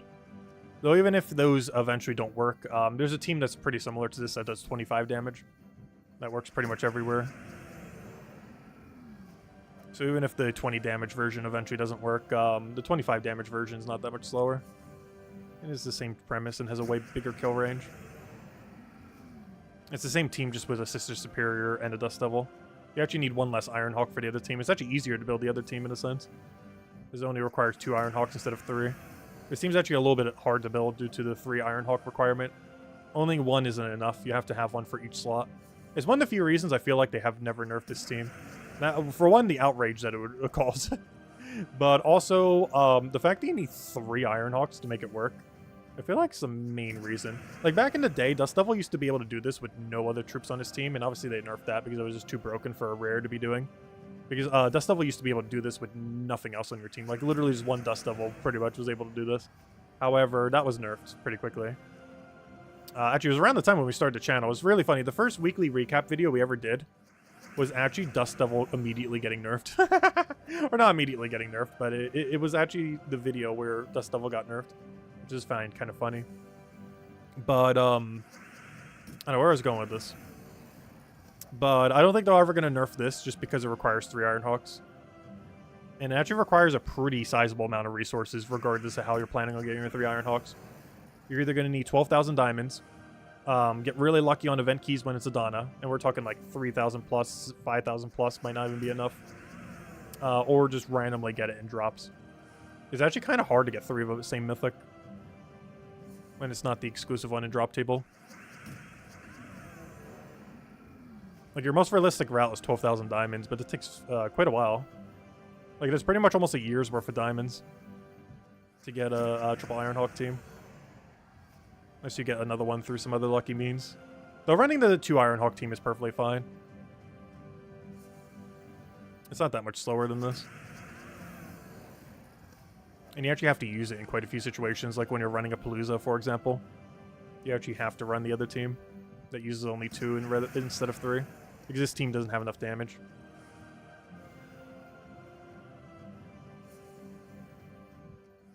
But yeah, this is currently the quickest way to win in the entire game. And I can't really see a way that you can win any quicker unless you literally win on, like, turn. Like, unless your trait literally auto-wins you the battle as it triggers. I can't think of any way you could possibly win faster than this. Unless a trait auto-wins you a game instantly somehow in the future. I highly doubt they would ever add something like that. But knowing them, they accidentally will at some point. It's more so a matter of when than if. And I wonder if they would nerf that. If there was a team that could auto-win a fight just by entering the fight, would they nerf that? If it required, like, 3 or 4 of the mythic. Like, if it required 4 of the same mythic to do that, would they nerf that? Because I almost feel like the answer would be no. If it legitimately required 4 of the same mythic to auto-win a fight, I feel like they would not nerf it. Just because of how hard it would be to get 4 of the mythic.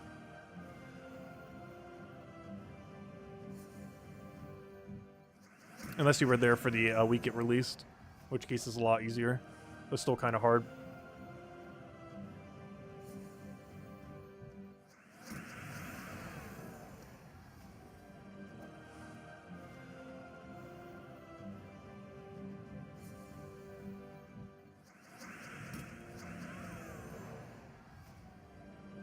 Yeah, Leprechaun into Rowain is really good. It's your main quick kill option if you don't have Iron Hawks. You can get her to full mana off of 4 times green and 4 times blue. With the banner choice with it. And it just one-shots up to like Explore level 4 or so, depending on how much armor you have. So you can get a little bit more loot per battle as well. Only problem is it is like 40% slower? 50%? Somewhere around there. It's like a 4 to 4.5 wins a minute. Whereas this at max efficiency is about 6. And Rowain's like 4 to 4.5 or so, if you play it really quick.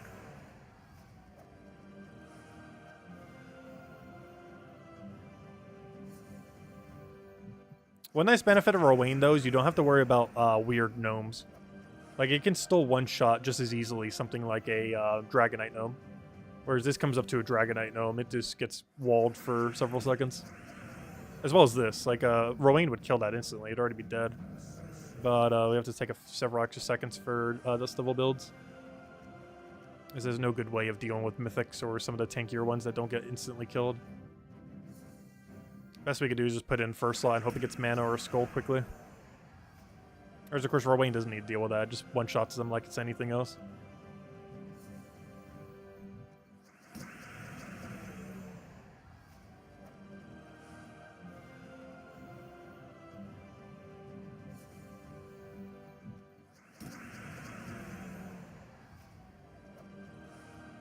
Hey, we're about to gain the first level of the stream. The first of many. Well, I shouldn't say many. We're going to gain, like, what, 2 or 3 levels? Oh, so I was going to say, after the next XP booster, we'll go hand out a code, but I just realized I used all of them at once.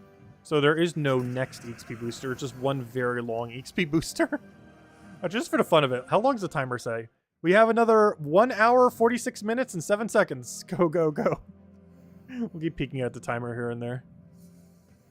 I said hello, Defiant. Welcome, welcome.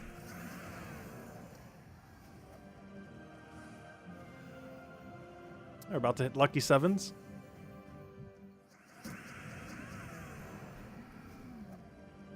If we did use them one at a time, the first XP booster would be done in like a minute.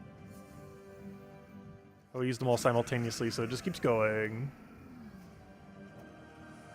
Oh, purple. Give me that. 1877.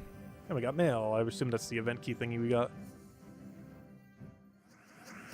You know what? We'll hand out the code right now. How about that? And you know what? We'll hand out the next code when we gain the next level. If someone could just remind me on next level up. We'll hand out the next code on the next level. But here's the code for now. For that level up. And however long it takes for us to get the next level, we'll go do a code then as well. I actually don't know how long that will be. We're definitely going to get it. I know that. It's more so a matter of when than if.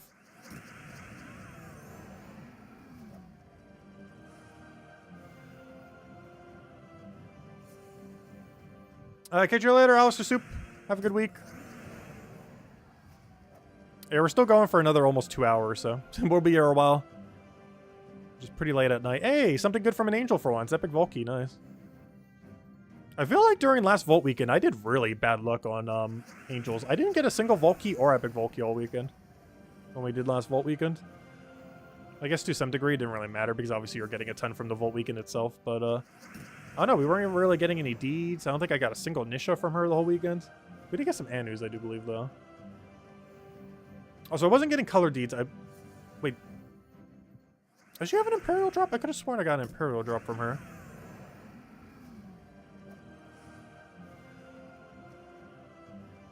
Just remember, we didn't get much. It was pretty pitiful how bad the Angels were last weekend. Which is weird, because that's one of the things that we normally get pretty lucky on Vault weekends. Last Vault weekend was one of the few times, or pretty much the only time, we really had, like, super bad luck Angels.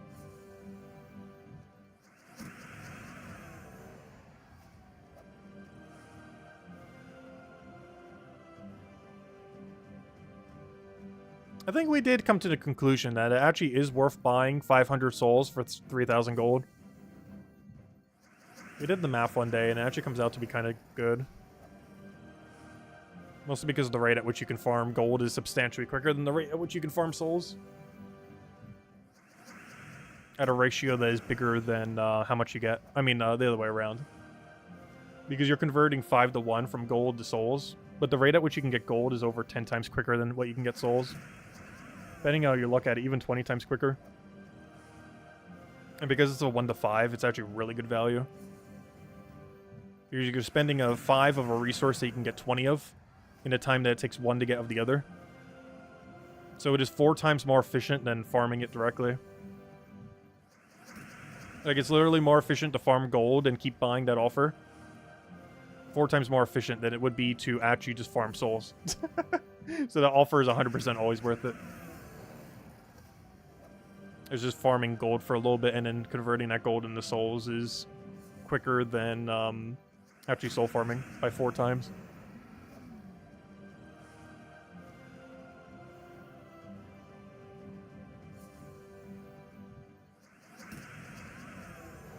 Yeah, pet food, merchants have made pet food a lot easier to get. In the long term, it wasn't that hard to get for the most part, but it definitely made it substantially easier. As well as kind of integrated it a bit more into gameplay. Because before, the only way you could ever get pet food was if you did the pet battles. But doing the pet battles would also give you pets that, you know, you need food for. So it's like a cycle into itself. However, it was basically a way outside of just like the whole pet system to get more pet food. I am kind of surprised they never expanded the pet food system or anything like that, though. You kind of just max them and forget about them. And it eventually leads to like an ultra excess.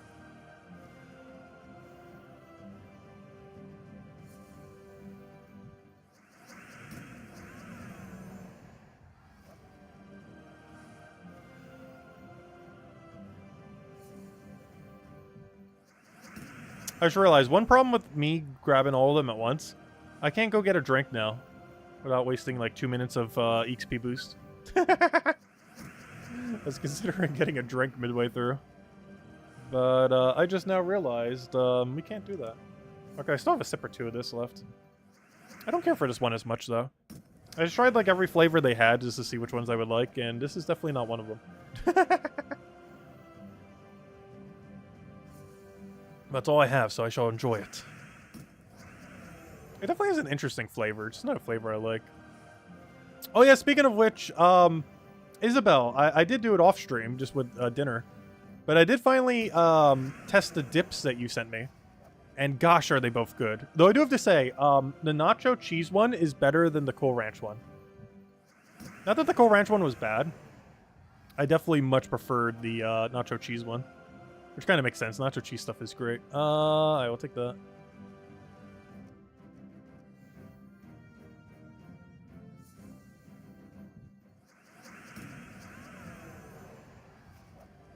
I already downed half of them, by the way. I already had a whole container of both.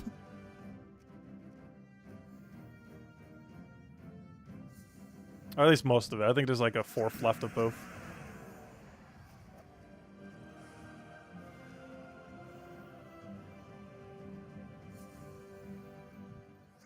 Is this the last Guild War of the year? Probably.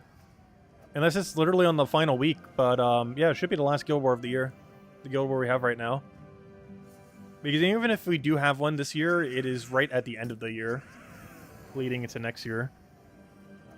So, yeah, this is basically the last Guild War of the year right now.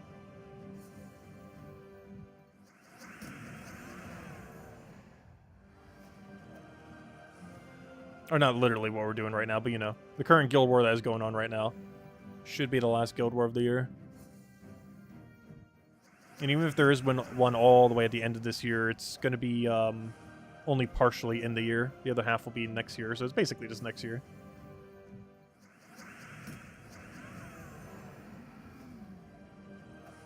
Yo, send the next dip batch? Oh gosh.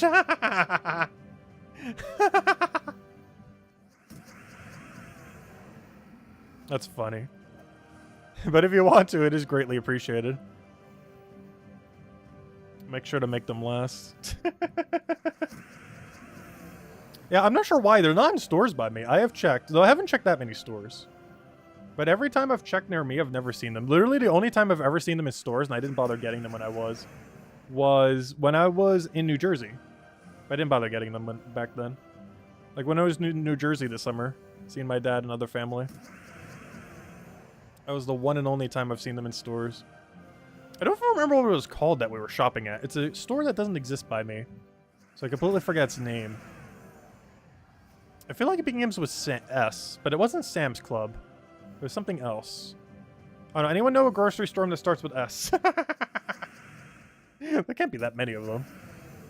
ShopRite. It wasn't ShopRite either. Though they do have those as well, and I don't have that in my area either. But it wasn't a ShopRite. It wasn't a Sam's Club. Starting to run out of S supermarket stores. Safeway? I'm not sure. I'm not sure if that is. I don't think it was a Safeway. Stop and Shop? Don't think it was that either. I never heard of Sack and Save.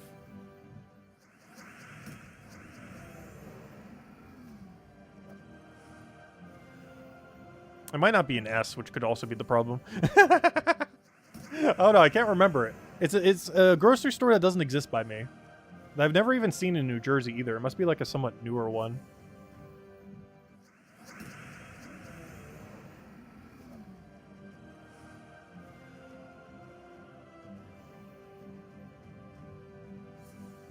Because the only kind of supermarkets I have near me are obviously Walmarts because they own the entirety of the United States. No. But Walmart, ShopRite. Oh, not ShopRite. Sorry, not ShopRite. Walmart, Piggly Wiggly, Food Lion. And honestly, that's almost the whole list. I think we have like a few Costco's, but I don't bother with them. And like a few other ones like kind of like that. But those like the main ones. Or is at least like that are close and not like a mile, like multiple miles away.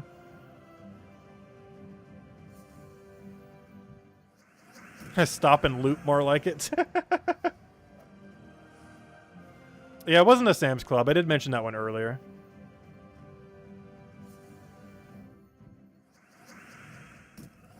Oh yeah, Publix. That is something we have near us. I don't think I've ever been to a Publix now that I think about it. I have heard of them. And it is something that exists in my area. That doesn't exist up north, last I recall, because I never saw them there. Yeah, Kroger's as well. That's another one I don't bother going to.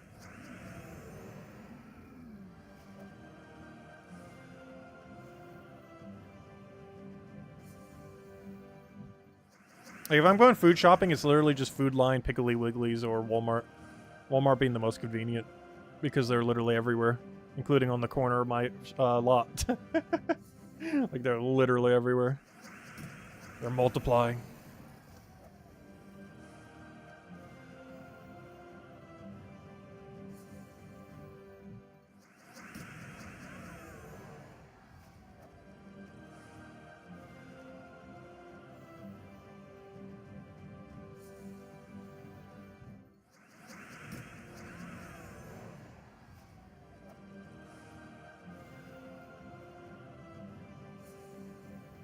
I've actually never worked at a grocery store before.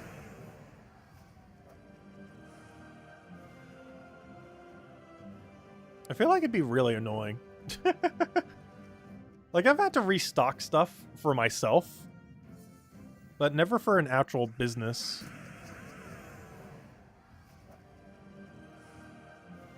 It's definitely really annoying to keep track of. I'm pretty sure they have some kind of system that makes it a lot easier. Because when you're doing it yourself, you have to make the whole system yourself, so you don't tend to make it as complicated.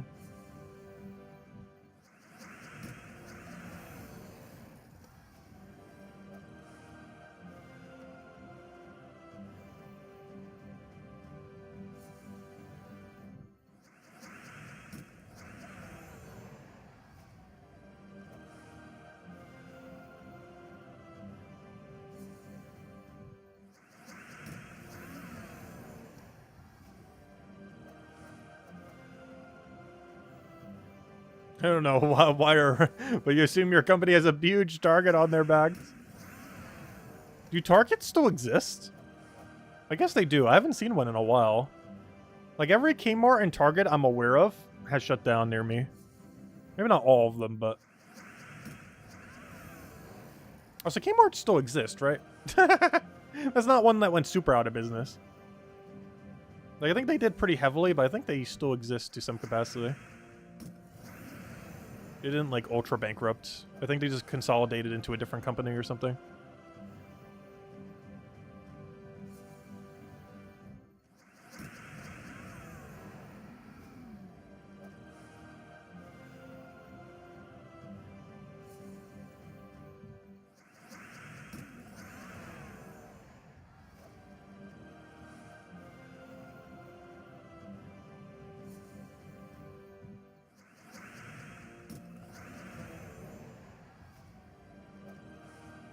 Oh, we're doing pretty good on Angels. Anything good in it, though?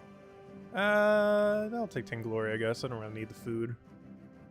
I say that as we're probably sitting on, like, 0 red pet food right now. But we have so much white that doesn't matter. I also have so many keys that doesn't matter, so maybe I do need the pet food. I don't know.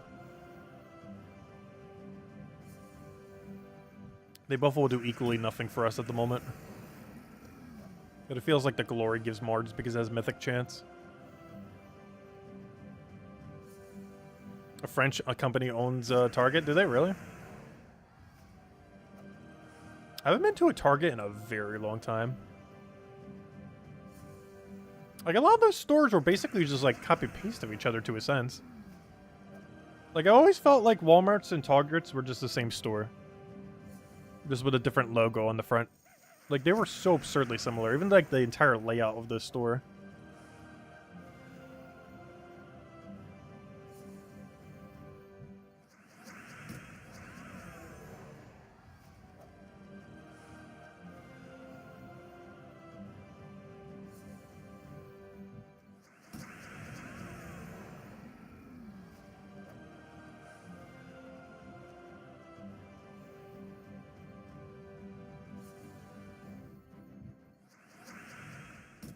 Oh yeah, I didn't think about that. I wonder, I didn't think about that until you literally just said that now. I wonder how pet gnomes will work in the new PvP system. I guess exactly the same as they do now. I didn't think about that till literally just now. Yeah, I assume they would work the same way.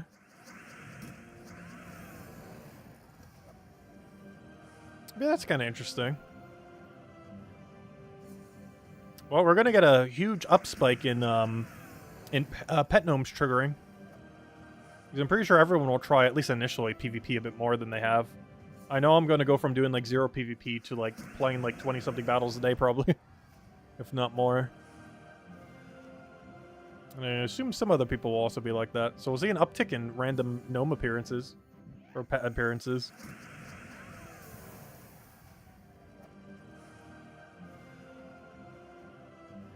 After the EXP booster. Oh yeah, I still haven't done the gold donation. The reason I didn't do it earlier is the number wasn't a solid 0. Is it currently a solid 0? Because I hate donating when it's not 000. It's actually the reason I haven't donated my gold yet. Is when I checked, it was some weird number that was like 324 or something. I need it to be 000. My OCD will just go crazy if it's not perfectly zeroed. Unless I've already ruined it at some point. I don't think I have.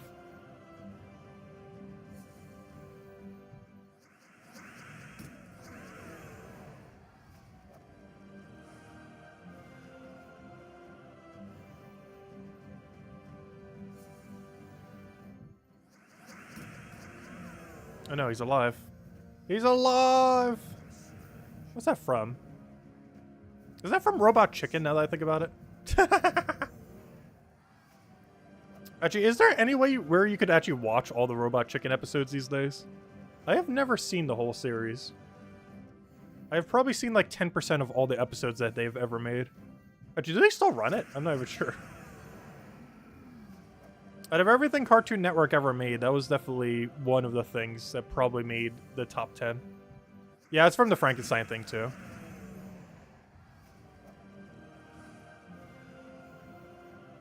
But the exact quote I'm thinking of is the robot chicken version of it.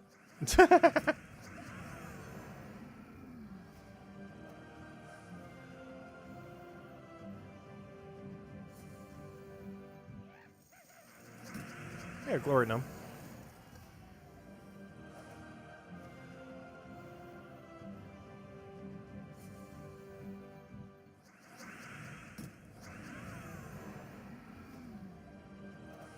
You fixed it? Okay, thank you. I'll donate gold in a little bit. Give it about another hour and a half. Whenever this XP booster ends. Actually, how much time do we have left? We have an hour and 27 minutes and 47 seconds. Somewhere around there. Let's keep going. As I mentioned earlier, we'll hand out another code when we get a level. That'll probably be the last code to stream as well. It might even be the last level of the stream, so it makes sense. Well, we don't end until that timer ends. Hey, an angel. Oh, Anisha. We are just talking about not getting these last time. Nice.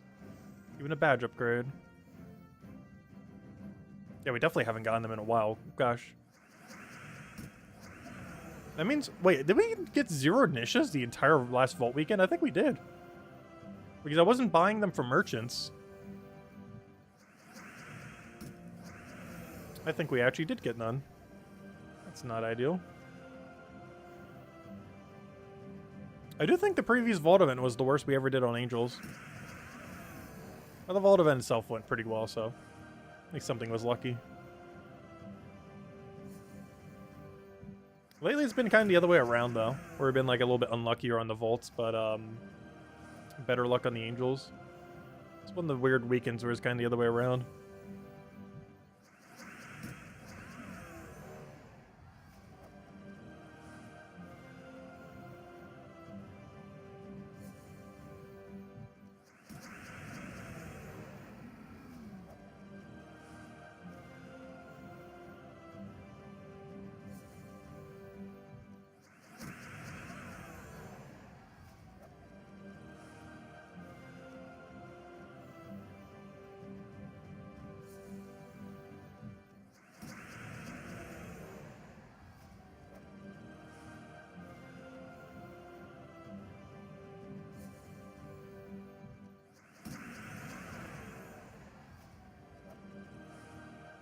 My hands are starting to get tired of clicking.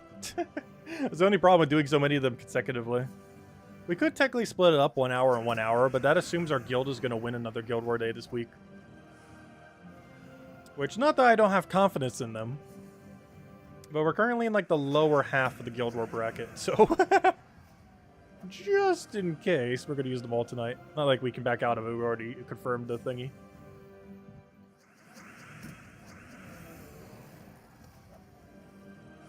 Even we lost yesterday, though. What did we lose to? Oh, I think we lost to Freeze. And then we fell behind Book, and then we auto died. Because that's what Book does.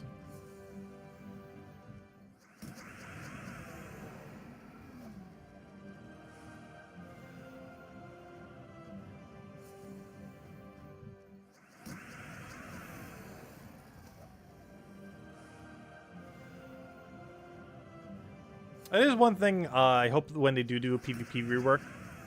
I hope we see Guild War get revamped in a way where it's actually really good value again. Because I feel like when Guild War first came out, it was really, really insanely good. But its value has just fallen off a cliff and the meta has just gotten so broken that, you know, they need to look into it a little. And hopefully in all the PvP reworks that they're doing throughout the year, one of those will be Guild War being overhauled. Well, we'll find out. Also, I still feel like we are getting live PvP to some degree added to the game this year. Just because I recall very specifically, way back, I mentioned it in the video, I'm not sure if I mentioned this stream, but Surian, back when they actually used to do streams, they ended up mentioning on one of their streams, where they're just kind of talking about stuff, that if they ever were to add live PvP to the game to any degree, that the infrastructure and everything else that they would need to do it would take about a year. And the fact that he very specifically said that the PvP updates will be rolling out over the next year or so kind of implies, possibly, maybe, we're finally getting it. At least to some degree, even if it's just like some kind of co-op or some kind of individual mode. Because obviously it's going to be like a separated mode. Like obviously almost all your PvP, even when live PvP comes to the game, will be not live PvP. But they might finally add something that is. It'll probably only be like 10% of the total PvP you do. But I don't know, I'm curious to see what they do with it. Even if they do it more co-op like what they did with Puzzle Quest 3. That'd be fine too. The actual PvP would be really cool. But even if it's more of like a co-op thing, could still kind of work out. Which might be how they opt to do it, just to not make it super cheesable. Because players might deliberately start throwing for other players. If it is like normal PvP. Unless you can't see who you're fighting until like after the fact or something. Even then you can kind of still tell through some means. If you're in direct contact with the person.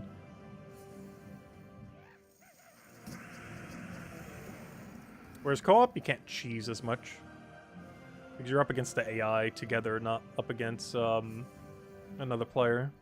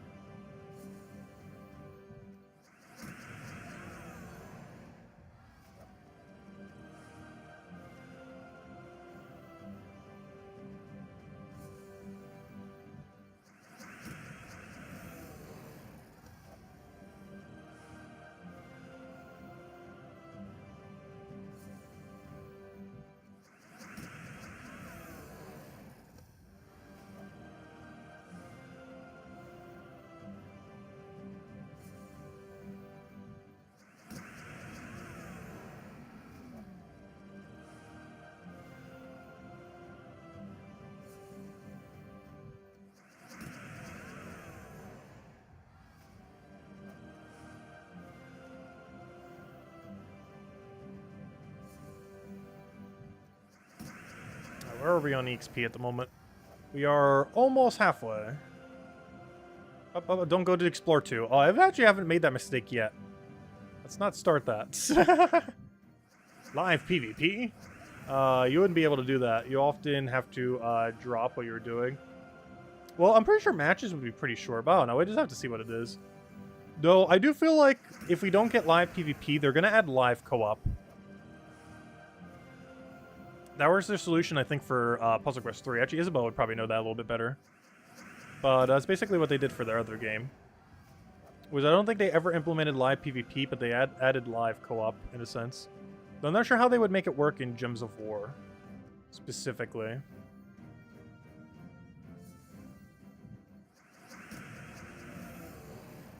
Because it's a bit of a different system than what the other game has. That'd be a little bit harder to make a mode for that on. Without structurally changing how Gems of War works.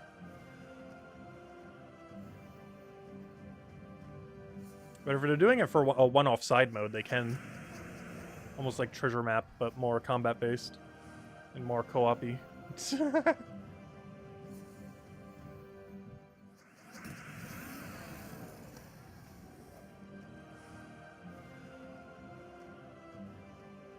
Because they could still do PvP co-op in a sense. Where you're both competing against each other, against an AI. So you're not fighting each other, but you are fighting against another player, but it's more so your score or something that's fighting against them, or something similar. But you're still fighting against like a normal battle. Or some variant of a normal battle.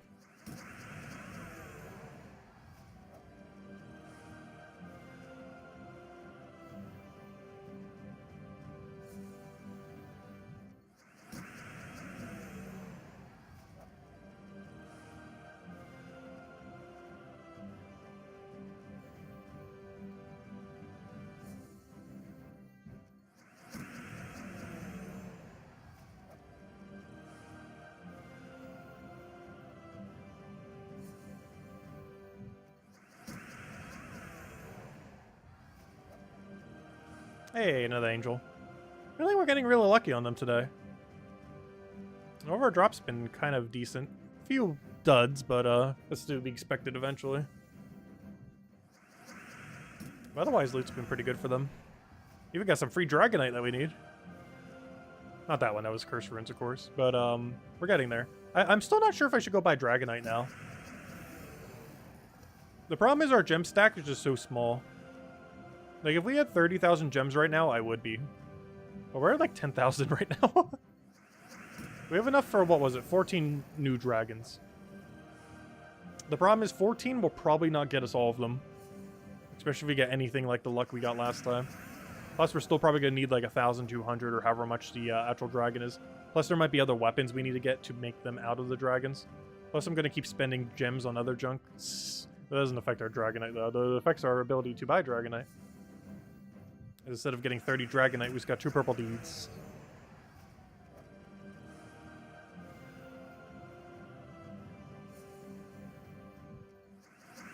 These like both cost 150.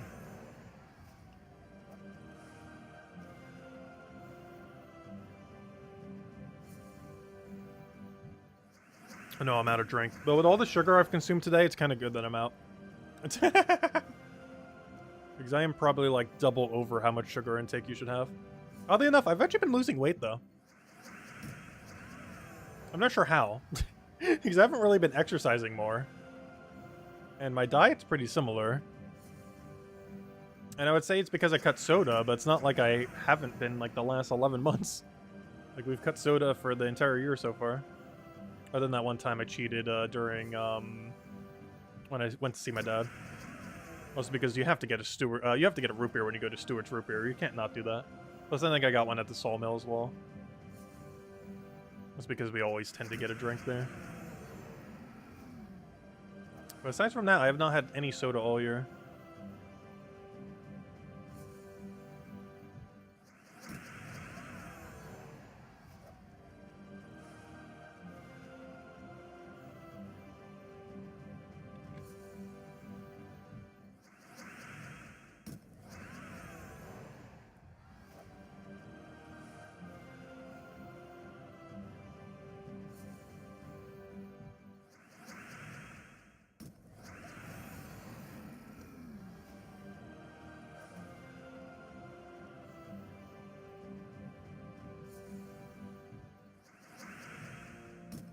Oh no, honestly, it wasn't that hard. Especially if you don't go out to fast food that often. Because I think it's fast food is like the easiest way to accidentally do it. Or not accidentally, you know, like the most tempting time to do it. But as long as you don't buy it from stores, it's kind of hard to like accidentally drink soda.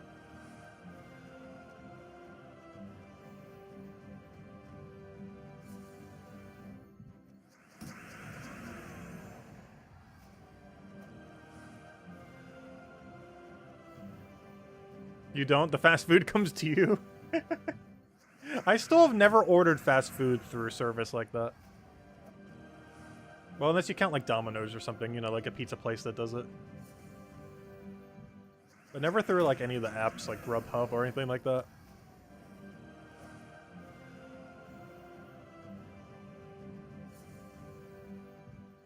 There are still so many places near me I need to go out to, though. That I haven't since the pandemic, and then just proceed to keep not going to. Like, I still haven't been back to Melting Pot. I still haven't gone to any of those all-you-can-eat sushi places either. Those are always good. Even if it's lower quality stuff, it's still good. As long as they are still hopefully under 10 bucks or something. Pretty sure they've gone up in price over the time because of inflation. I remember when I was a kid, they were like not even 5 bucks. I think they were almost like $4.99 or $6.99 or something. I think the one by me was like $8.99 or $9.99 or something. I'm pretty sure it's gone up a bit.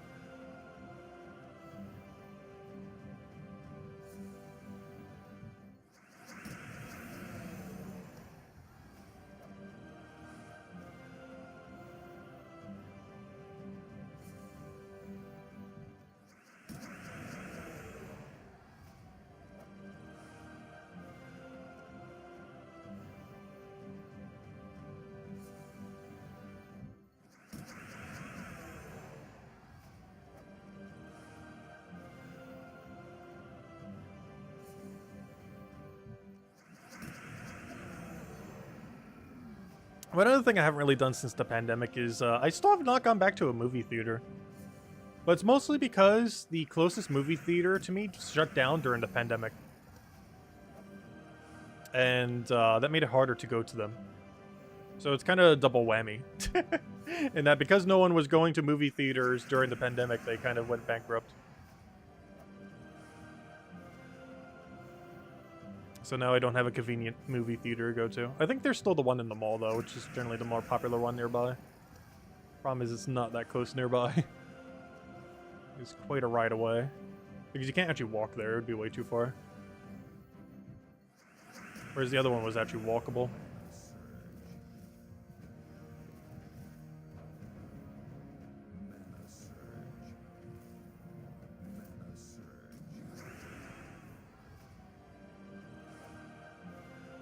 Hey, Mimic.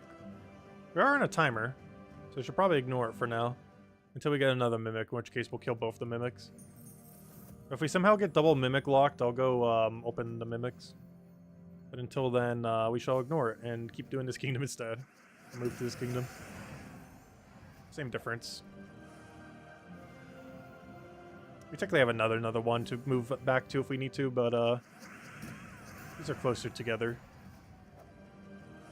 So once we see the second Mimic, we'll just take both of them real quick. Oh, those aren't free niches. I thought that was an angel for a second. I was like, oh, for 3 free niches. But no, she only gives 1 when she gives you a drop.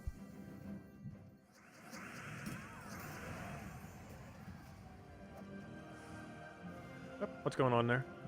It's like scrolling the bar. I think we still have a little over an hour XP boost left. Let's go see. What's the number at? We're at 11111. Pretty much all ones. If I would have looked at it like 5 seconds earlier.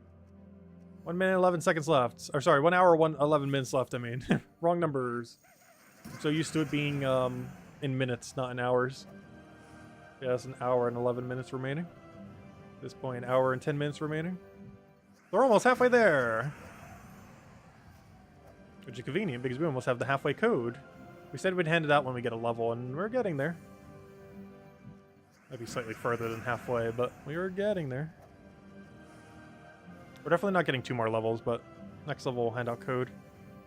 So far, technically every level we handed out code, but this will be the only last one that will actually happen. I highly doubt we will hit 1879. We'll hit 1878 and a half or something.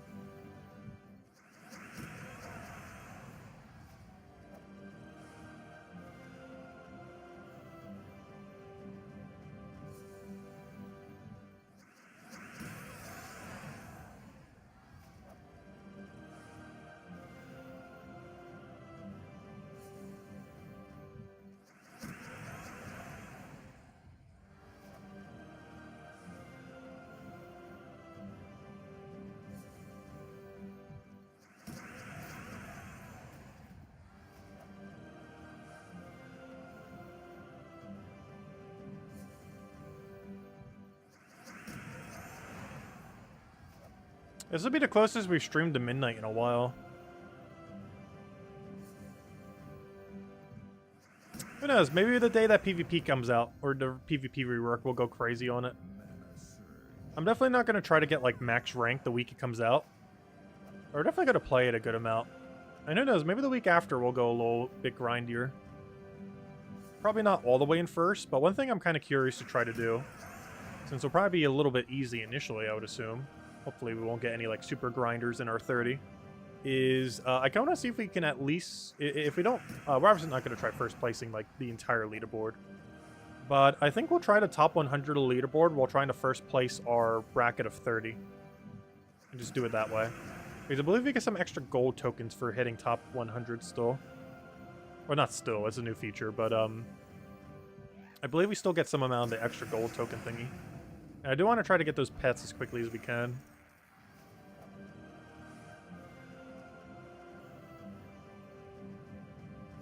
You're waiting on the loopy to kick in?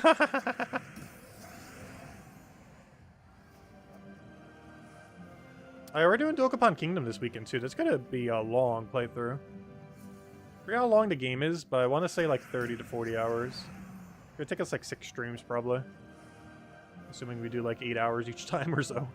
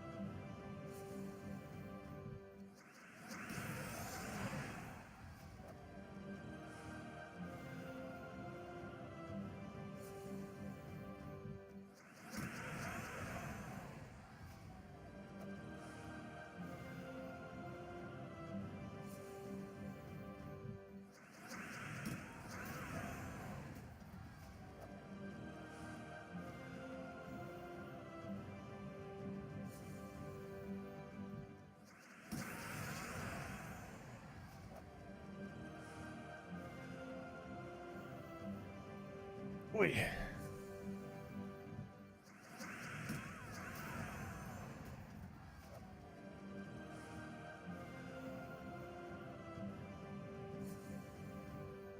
You're gonna be so good, especially since you die so much. Honestly, being last place in that game is really beneficial.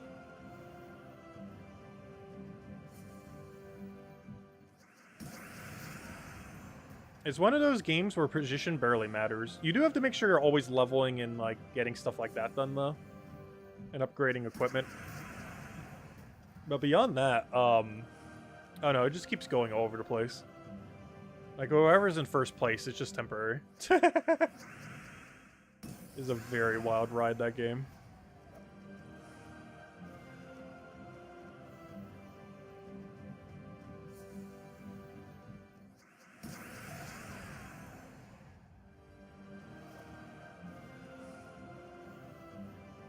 Because it has all the chaos of like something like a hour-long Mario Party game, but it's the full length of an RPG. So you have that chaos just perpetually forever.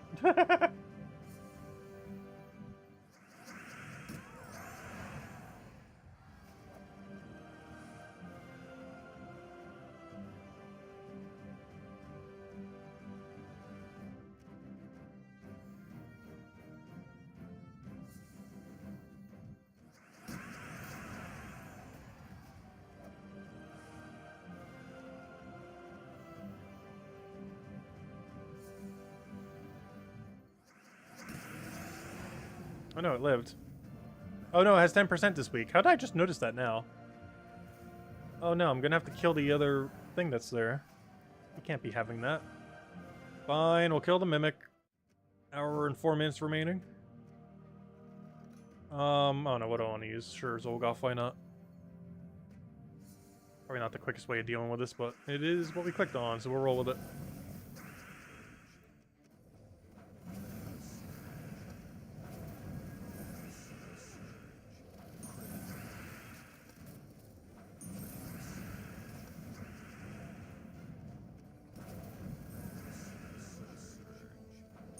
Hey, do we get a 5 times? Come on, Horde Mimic number 3. No 5 times, no nothing. Orpheus upgrade, though. Alright, back to Dust Devil we go. Alright, another hour, let's go! What'd that bring us to? That'll basically bring us to 11:15 is when we should be done with the boosters. I'm gonna probably grab a bite to eat, rest a bit, and then probably should get some sleep at some point.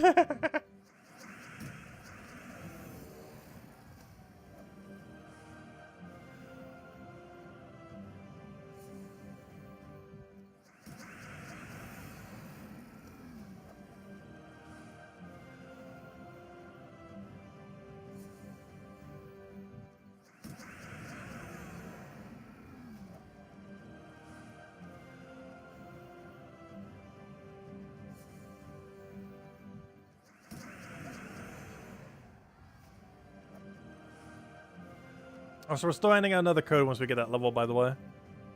Though this rate, it might take another 20-ish minutes? Not sure. Based on the current curve of how much XP we're getting. But that would have been like 2.5 levels tonight then, which honestly isn't too bad. That means we're getting more than a level an hour. Like slightly more than a level an hour.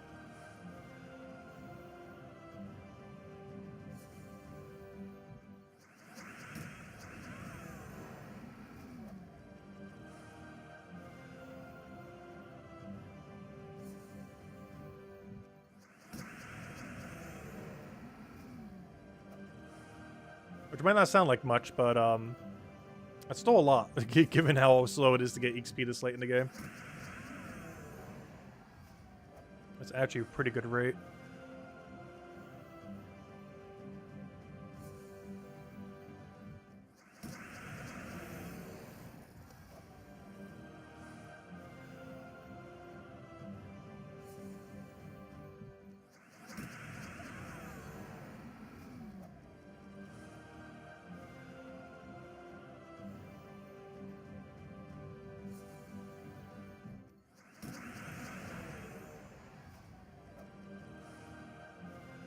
It's also got us finally doing XP farming again. It's something I kind of stopped bothering with for the most part until the XP boosters came out. You get twice the value for doing so, so it's like, might as well. Catch you later, Chad. Have a good night. Thanks for stopping by.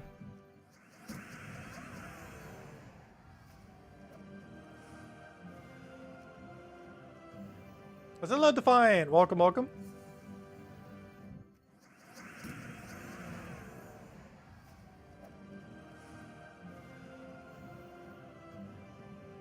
That's something else I've been randomly hungry for that I still haven't done since the pandemic. Red Lobster. Literally with Defiant was the last time I've had it. It has been that long. And before that, it was even years.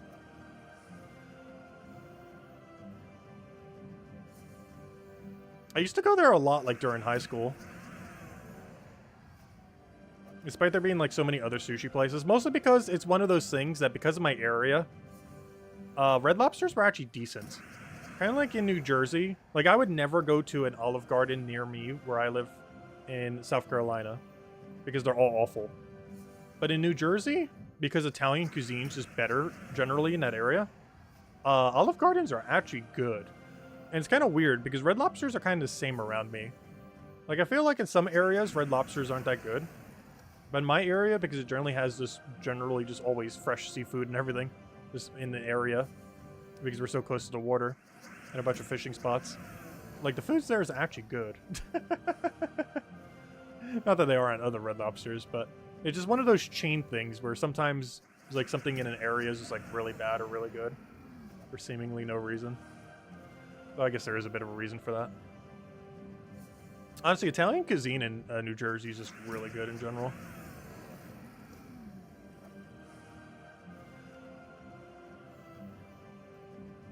Also, definitely not a lack of pizza places, that's for sure.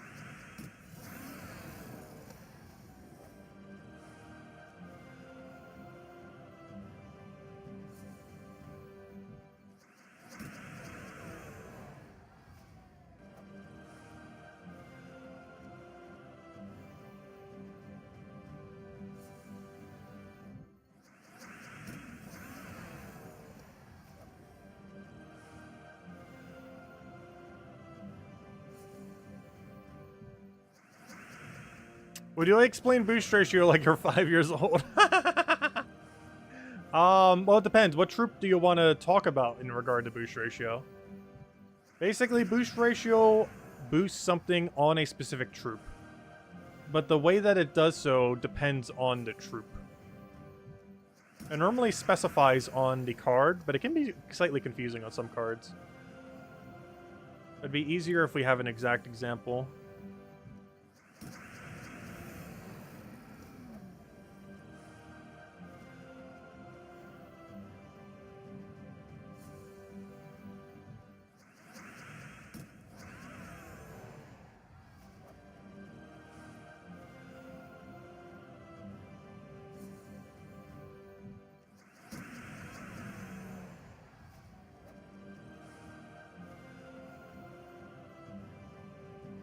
Slug Hoarder?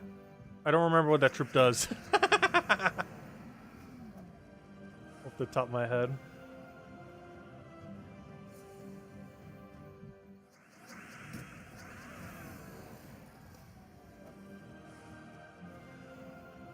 That's the other problem, since we're stuck into an XP booster right now. Unless I can actually remember what they say on their card, that's gonna be kind of hard. I guess I could show it based on the Gorgon that's in this battle. I believe he has a boost ratio based on how many reds he takes. It's like a 3 times, so for every red he takes off his ability, he does 3 additional damage.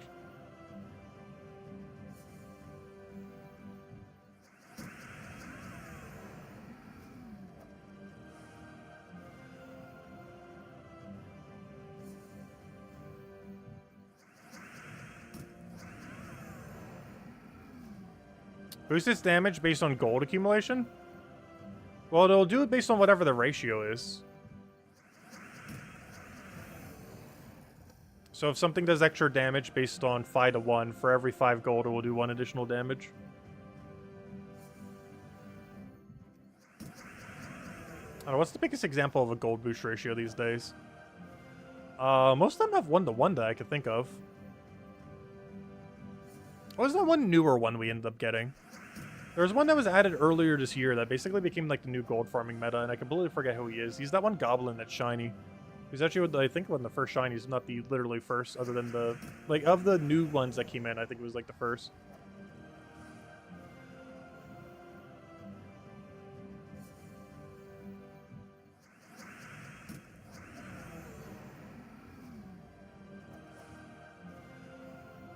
Oh, Slug Hoarder. Oh, that's why I forgot who it was. Wait, I knew exactly who he was, but forgot that that was his name. That's funny. Slug Hoarder.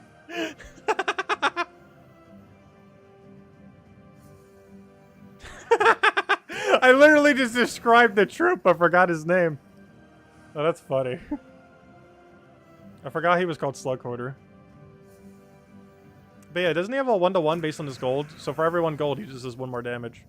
That's a pretty straightforward boost ratio one. I feel like the harder ones to understand are the ones that are like 3 to 1 or 4 to 1, but it's basically just however many of the thing. It's a little bit weird because some of them are the other way around, where it's like for every 4, or for every 1 it gains 4.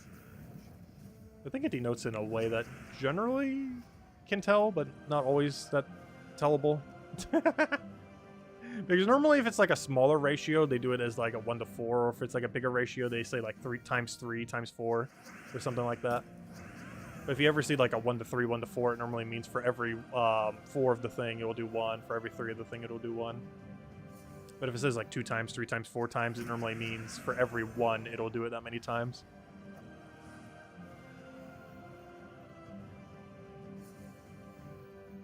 And not the thing being multiplied. Like, it doesn't multiply the base number. It's just adding whatever the value is. Normally damage. Do I buy an Imperial? I feel like I should. But I also feel like my gem stack says otherwise. But I bought it. Hey, we got a verse 3.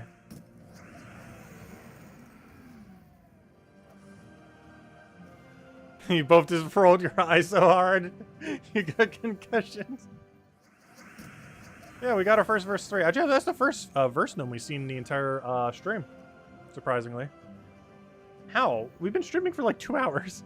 I guess not all of that was doing this farming method, but a lot of it has been. Like a good hour or something. That's the only one we've seen so far. Though, at least it was the one we needed. It's the only verse gnome we've seen in a little over an hour, but it was the one we actually needed, so I guess it works out.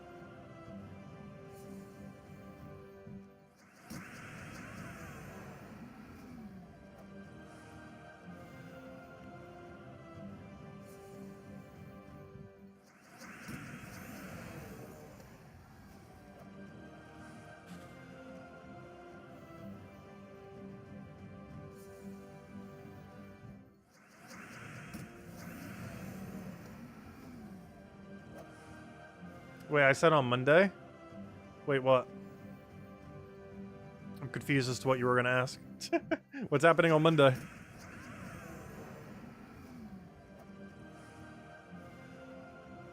Oh, the verse gnome tripped your memory.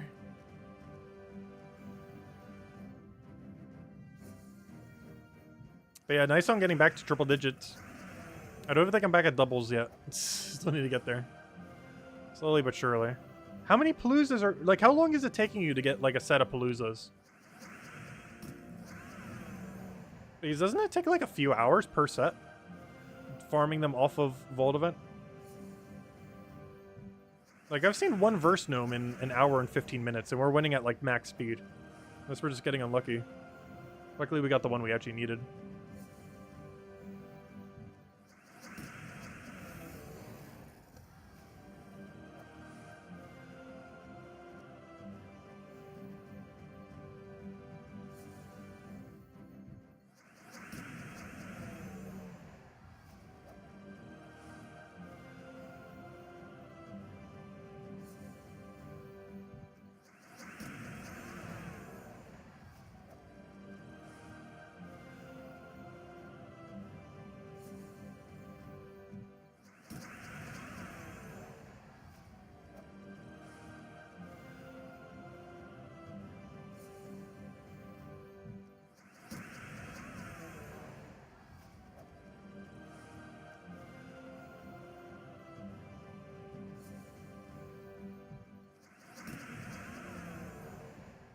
Yeah, I did get lucky on the offer too earlier.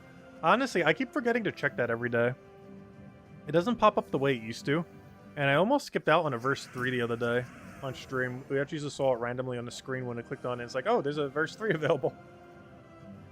It's not like you can check with others because the offers that you have there is actually different every day. And for whatever reason, it doesn't really pop up the same way it used to. I actually kind of depended on that annoying pop-up. Because that annoying pop-up would tell us at least once a day that, yeah, we don't have anything good there. But it doesn't pop up the same way it used to. I don't even think it does at all. Or if it does it based on weirder conditions. So you don't always necessarily see it every day. But I need to remember to keep manually checking. The only thing worth taking off its verses these days, unless you still need war coins for something. Otherwise, verses are the only thing you ever take from it. You use all of your EXP booster all of the time? Oh, you mean like every single day? Yeah, I normally do. Lately, been using my EXP boosters every single day. The reason we stalled them for right now is because of Guild Wars. After a day in Guild War, you get 100% extra EXP bonus. And that 100% gets doubled by your EXP booster. So it is actually worthwhile to delay as many of your EXP boosters as you possibly can for the first day that you win Guild Wars. Which was us for today, and you were able to use 8 boosters in one single day. Which is how we've been able to do a 2-hour straight farming of them right now. Of which we have a little under an hour left. Let me go check. What are we down to? I want to say like 54 minutes. We are at 49, almost. That's about 3 boosters left, it looks like. Somewhere around there. Honestly, they feel like they go a lot quicker when you use them all at once. I'm not sure why. They feel, well, I guess because you don't have any downtime in between. Like, normally if I would be using them the other way, we'd have a little bit of downtime. I would accidentally, like, excess do it for, like, half an hour to... not half an hour, like 30 seconds to a minute. And I guess all that time added up to be, like, an extra 5 minutes in between each one. But now that we don't have those extra 5 minutes between each one, we're saving, like half an hour.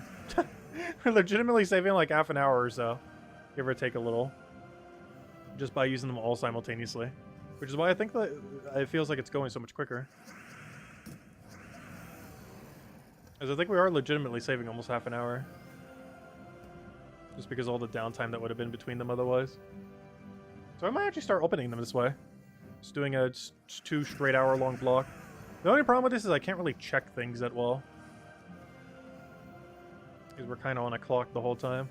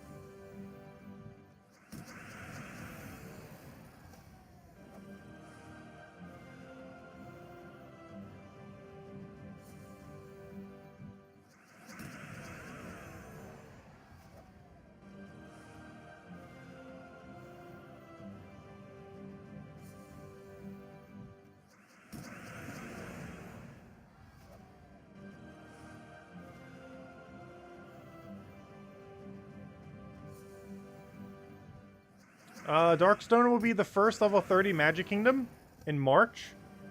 Well, I guess we finally upgrade Darkstone then. Honestly, I was kind of leaning towards Darkstone. It has Thrall. It has, I guess I just named the whole list of troops that exist there, but it has Thrall. The hero class is okay too, I guess. But yeah, I was actually leaning towards Darkstone. That's kind of works out.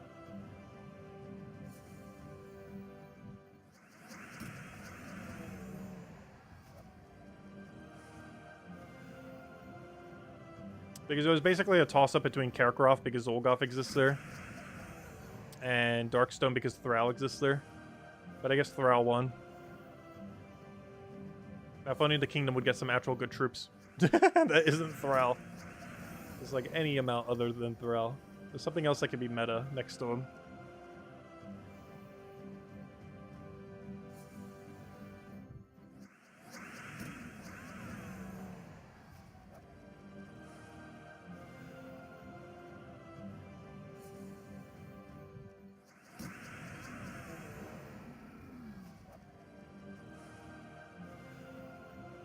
Oh, that's pretty early in March.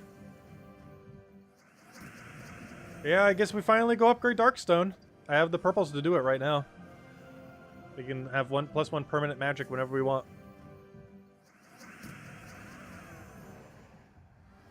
Didn't we just get Zolkiri? Zolkiri's green. The reason why Darkstone is relevant is it's the first purple kingdom to reach 30 star. That's also Magic Kingdom. It's the first 30-star Magic Purple Kingdom. Well, Zolkiri was a Magic Kingdom, it was a green, so its color doesn't matter. Because it wasn't competing with a billion other other factions, or kingdoms, whatever it is. Like, Zolkiri was always going to be the first one, because it was the only green magic. But Purple has competition with 4 different ones, so it's kind of waiting it out for whichever one got first, and apparently it's Darkstone.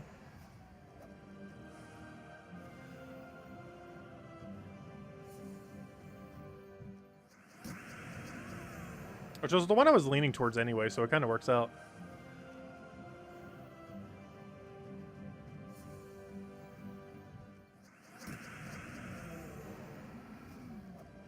Yeah, I think I'll be halfway to upgrading another one by the time we even upgrade Darkstone. Or, you know, by the time it's 30-starable, I mean. And Karkaroff probably is getting it sometime later next year. Or probably, like, later in the year, near, like, late summer or something. Probably like September or something.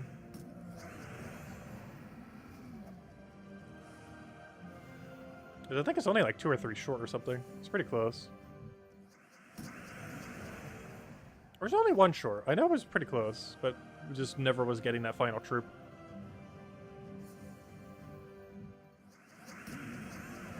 Because we got that one bounty troop or whatever that was for at that one point. That was an extra 1 towards it. And I think that brought it to like 29 star. I'm thinking of a different kingdom.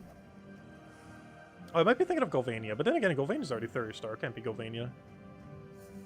That one's not worth upgrading, though. That's a purple kingdom that's magic-based. You'll pretty much never get to upgrade that place. It's just perpetually going to be unupgraded. I think we're down to 45 minutes left. So close, yet so far. Oh, wait, we gained a level, by the way. Wait, have we gained that level so long and I still haven't given out a code for it? Wait, did we hand out a code? Does anyone remember? Did I hand out a code for the level? I'm actually out of it enough that I don't remember. I do not recall. Have we handed out a code for the level we got earlier? Because I don't see one on my copy-paste right now. Nope, I didn't? Okay. That would explain why, because I don't have one on copy-paste and it's going to be hard to go get one. I see. Gonna have to do this step by step between every loading screen. Yeah, we'll do that. Alright, let me go get the kind of final code this stream. We're still gonna be going for like another good 40+ minutes. Alright, I'll do this one step at a time. I've gotten it highlighted now. Oh, it got unhighlighted. Wait. I'm trying to multitask. I'm trying to do it with like one hand. Not working well. Alright, we cut that. We put this over here. Okay, next one. I think we can get it. Okay, we put it over there. Boom, boom, boom. So close yet so far. Alright, we click all that. We click all that. We do that. We do that. Okay, are we good to go? Is that it? Is that a new one? It's definitely a code. It should be new. But there you go. Enjoy. Same loot as always. 2 treasure maps, 1 gem key, 200 souls, 2,500 gold. Using the link that Isabel just posted, or go to gemsofwar.com for the game code section. And definitely feel free to leave a like on the stream. Helps a lot and is greatly appreciated. But there you guys go. Enjoy. That'll be the last one we hand out. I think that's our 3rd code already tonight. And just as a reminder, tomorrow we'll be starting at 5 p.m. Eastern Standard Time, which is 3 hours earlier than normal. And it'll probably be the normal length of about an hour. Just trying to do the stream before the Game Awards.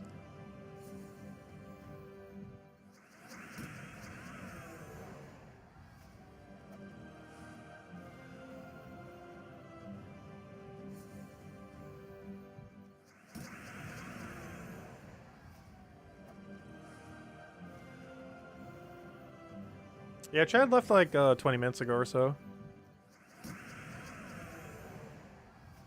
There are 3 more level 30 kingdoms between Christmas and March. Stormheim, that's another blue one, so that's not going to do anything. Forest of Thorns, I don't think anyone's going to have enough greens to do that, given that we just did Zolkari. Magrim Woods, is Magrim Woods brown or green? I know it shares both colors. I want to say it's a green kingdom, but it might be a brown one. And then Darkstone on the March, which is the most relevant one of those.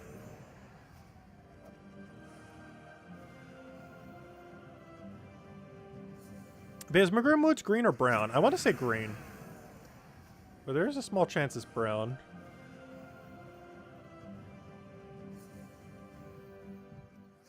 Oh, it is green. Okay. Looks at me. Yeah, Stormheim is blue. Forest of Thorns is green. Magrim Woods is green. Darkstone's purple. Wait, how's that 4 green kingdoms?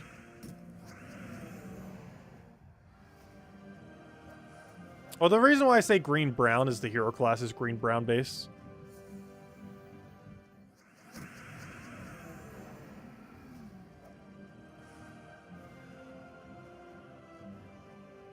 I know the kingdom itself isn't referring to the hero.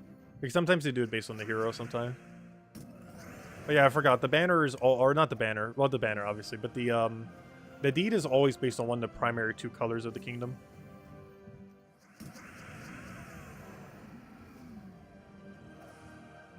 Oh, you mean already existing ones as well. Oh yeah, that makes sense.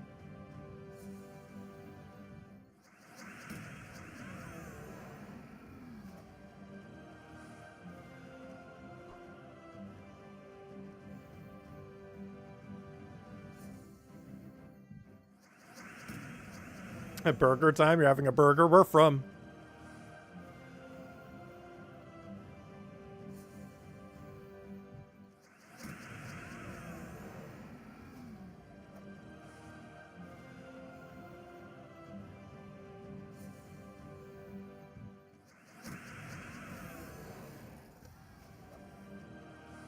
Actually, that's something I haven't gotten in the mail for a while.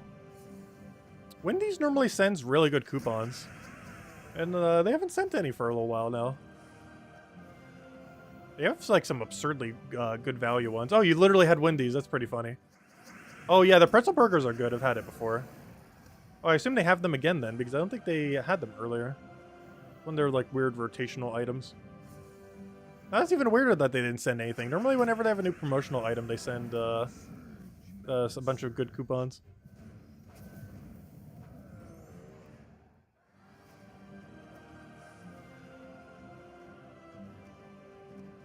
Yeah, that sounds really good.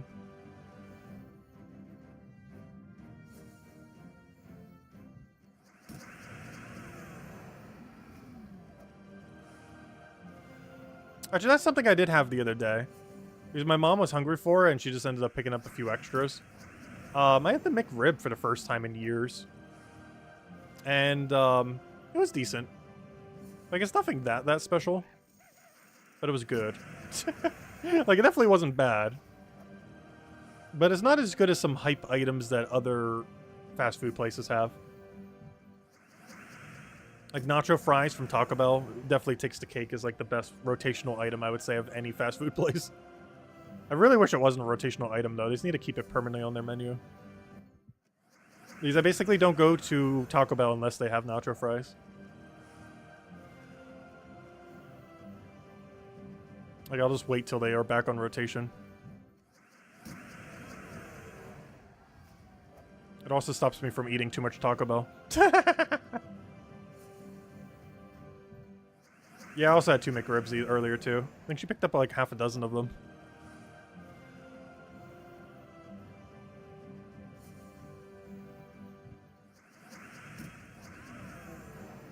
That was the other week, or 2 weeks ago. I don't remember. Sometime late. I'm trying to think of when it was. Actually, I think I ate it before one of the streams we did one day. Like when we were doing the leak streams for the other game. I think it was during one of those days.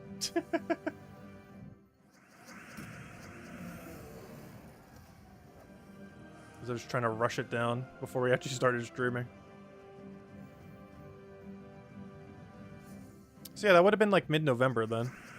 Like before Thanksgiving.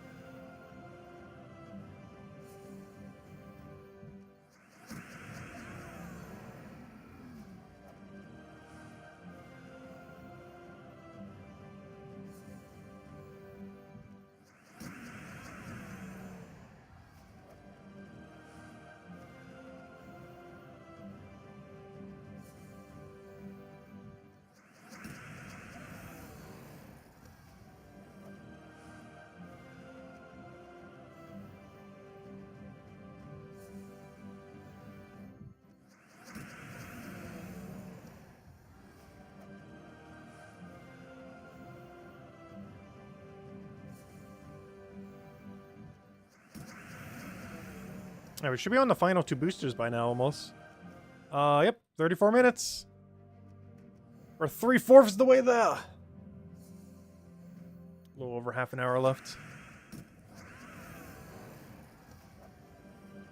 Which means, yeah, that'll take us to like 11:15, 11:16 then. My time. Almost midnight. Honestly, I'm really hungry at this point. I kind of forgot we'd be streaming so long tonight. Like, I knew we were going to stream for a while. I kind of forgot I was going to stream for like 3 hours.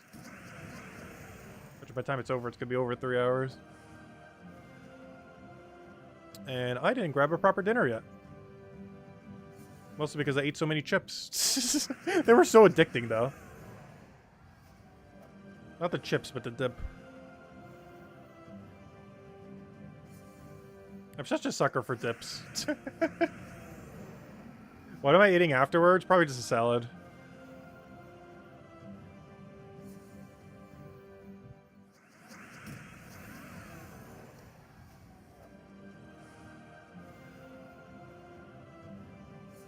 Because I really don't feel like making anything. So it's probably just salad. Honestly, whenever I don't feel like making anything, it's just always salad. It's just so simple. It also keeps me from overeating. It would actually be more beneficial if I always felt that way. Because I would just eat more salads.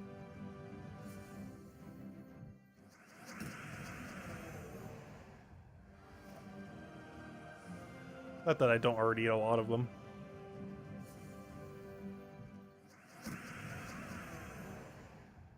Though I would say the ratio has gotten a little bit lower lately.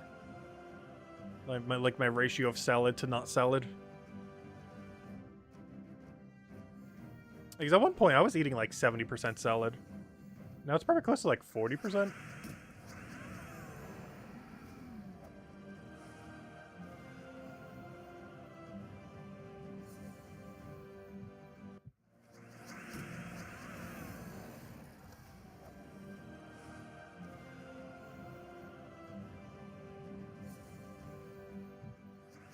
Yet somehow I'm losing more weight, which is more confusing.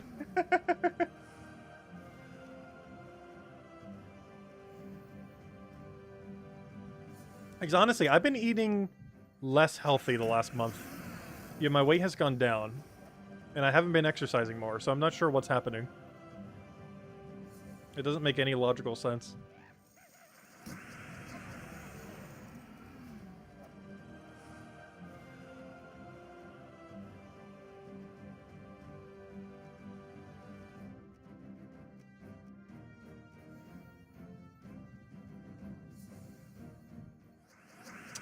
No, Midnight's almost guaranteed not going to be a Magic Kingdom.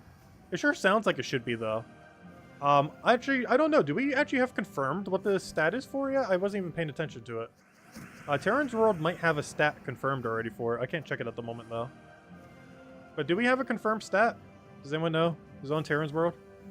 It would say it under the Kingdoms menu if they already know, probably.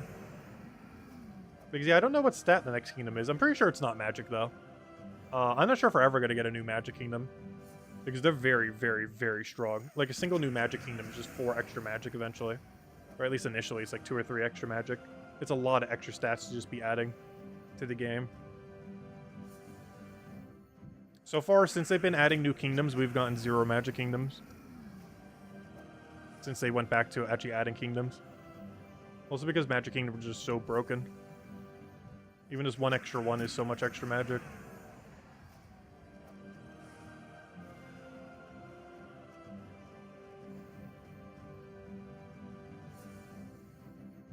Texas barbecue, and a loaf of bread. Honestly, that actually does sound pretty good.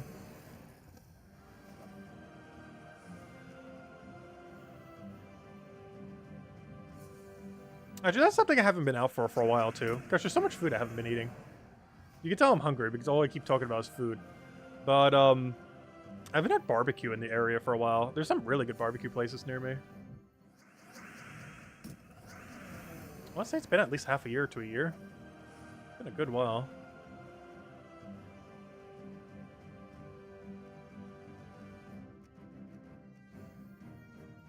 Honestly, I just give my mom some money, and there's a place she normally goes by whenever she visits one of her friends. I think it's literally just called Barbecue House. And it is so good. They make like the best hush puppies with like that dipping sauce ever as well. It is so unhealthy. But gosh, is that food good. She passes it almost like every other day. I should just give her like 30 bucks and just order a ton of stuff. They actually do catering for events as well. If you had ever had like a New Year's party or something similar. Never used them for that purpose, but I almost feel like we should at some point. Because it's so good.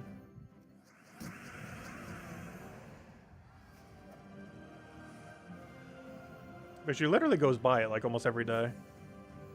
Because one of the main friends she sees is like almost next to the place. So she's there pretty often. And he's handicapped, so she helps him around with quite a few things.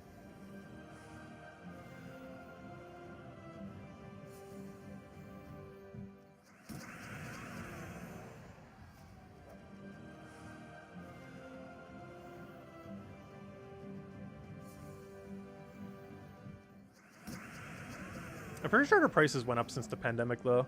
Not by much. But like every place is like pretty much like an extra 10-20%. Because for whatever reason, the price I remember for everything in existence is like pre-pandemic prices. And then anything that's been increased, I just consider like the inflation since then. I'm not sure why. Does anyone else view the prices of everything that way? Of like pre-pandemic and post-pandemic? I'm pretty sure most of you have been around enough that you have like multiple categories. But I haven't been around that long. But one of my biggest divides is like pre-pandemic prices and post-pandemic prices of everything.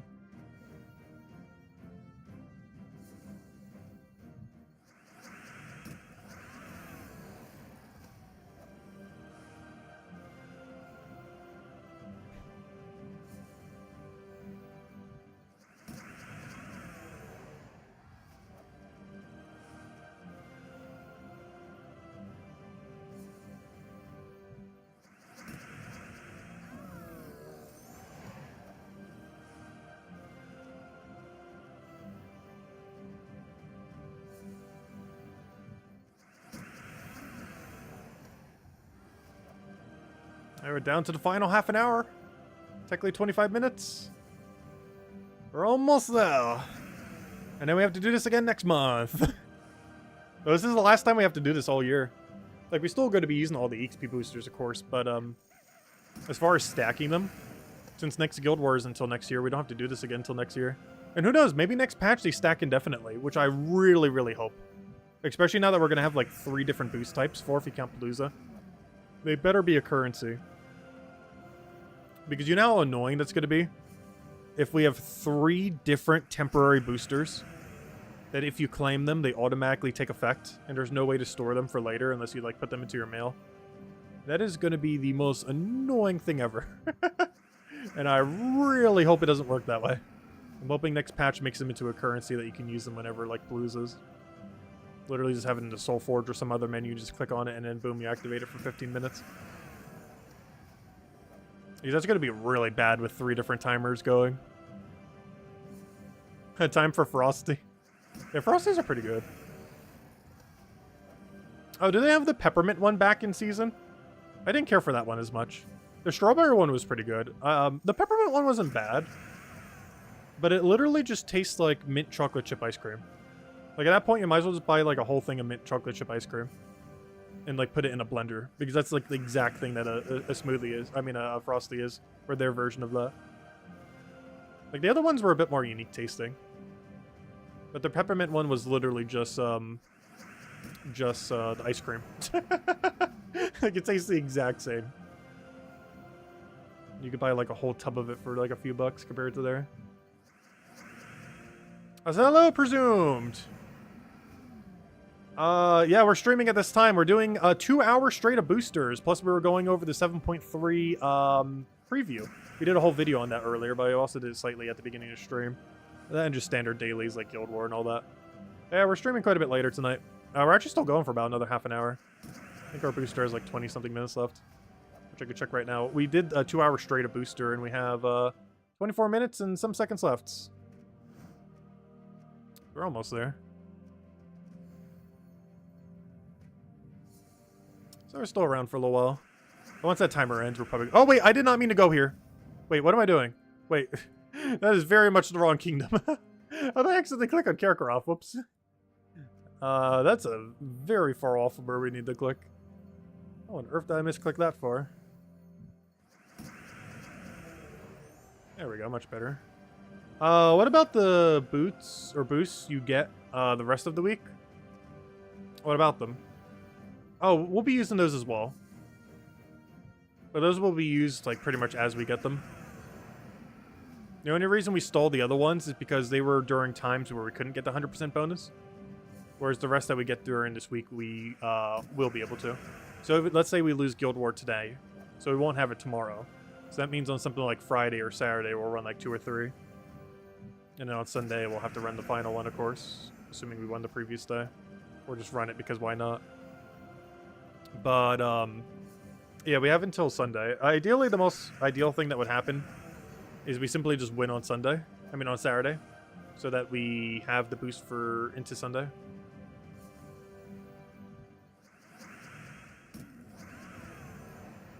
But otherwise, every single time we win a Guild War, I will use every boost we currently have. Just in case we don't win on that Sunday. I mean, on Saturday into Sunday. Because it doesn't matter if we win on Sunday. We have to win on Saturday so that we have the boost for Sunday. Making the second to last Guild War day. It basically, Tuesday and Saturday's Guild War are actually the 2 most important during a Guild War in the current setup. Because Tuesday allows you to use all of your boosters that you just got from the previous week immediately, which is what we're doing right now. And Saturday allows you to use all the other ones that you got throughout the entire week beyond that point on that Sunday. So they're the 2 most important Guild War days to win. Like, the most ideal thing for our guild, or for any guild, honestly, in the current state, since going super high doesn't really matter that much, like as far as brackets, would be to win on Tuesday Guild War, win on Saturday Guild War, and lose on all 4 other Guild Wars. Would be the biggest strategy you could possibly do. If you're just going purely for EXP.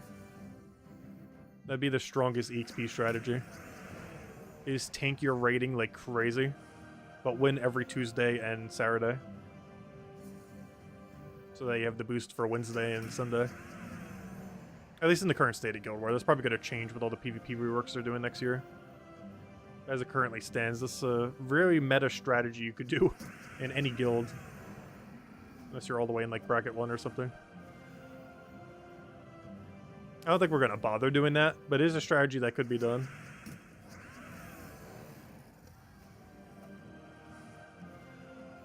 Because you'll be in such a low bracket that you'll always win on those 2 days. And then you'll just do like 0 score on every other day.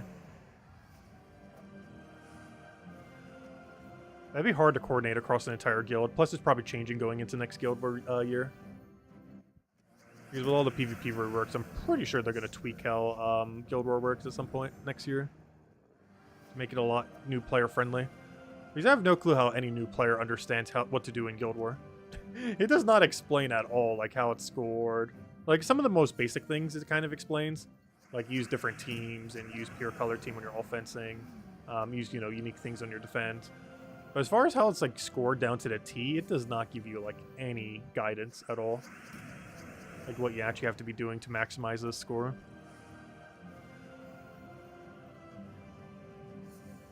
Your passion for the game has become less. Oh, no, it goes up and down over time.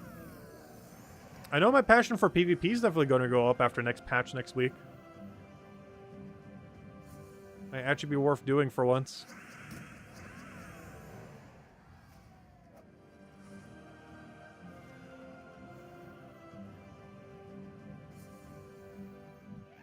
Yeah, there's been times we played it less and more over the years. I would say lately we have been playing it a little bit less. Though the PvP reworks definitely intrigue me. As PvP has been an area of the game that I felt like has been pretty dead for a while. And it seems like they're really doing a lot to try to revitalize it between next patch and all next year. And hopefully by the end of next year, PvP will be in a really healthy state for pretty much the rest of time. Until like 5+ years when they have to rework the whole thing again. But I don't know, time will tell.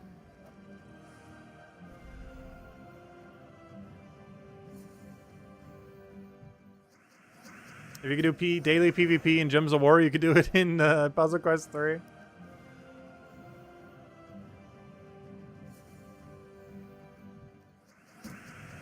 We'll revisit Puzzle Quest 3 at some point.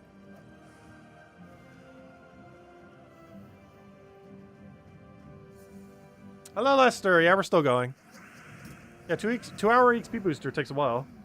It takes about 2 hours. So it does go for quite a bit. Are we going to... No! I saw you mentioning that earlier. I was ignoring the comment mostly.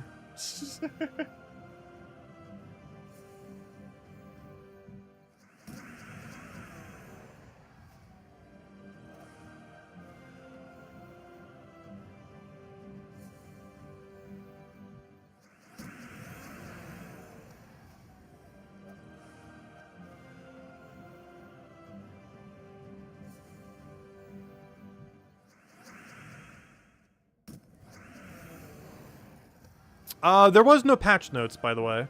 What we went over was the video, not the patch notes. Patch notes won't be until next week's Wednesday. Well, technically Tuesday night. Tuesday night stream next week. We should be in version 7.3 and have the full patch notes. I'll be doing the video for it on Wednesday. But us actually going over the patch notes on stream should be next week's Tuesday, unless they post it early. Because there's a chance they might post it on Monday. Even though we might not get the patch till Tuesday. The time will tell, we don't really know. But most likely the patch will be on Tuesday, the patch notes will be on Tuesday, and the video on the patch notes will be on Wednesday next week. But the actual on-stream overview will be probably next week's Tuesday night.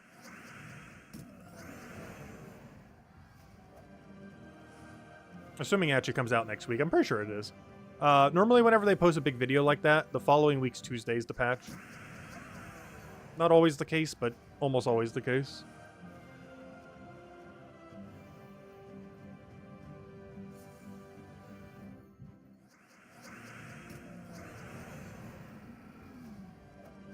Oh, you're gonna have some kittens? That's cute. I haven't owned a cat in a very long time. I think the last time I owned a cat, actually I guess it's not that long. I was still like 17 or 18 when I still had a cat. It's been a little over a decade then.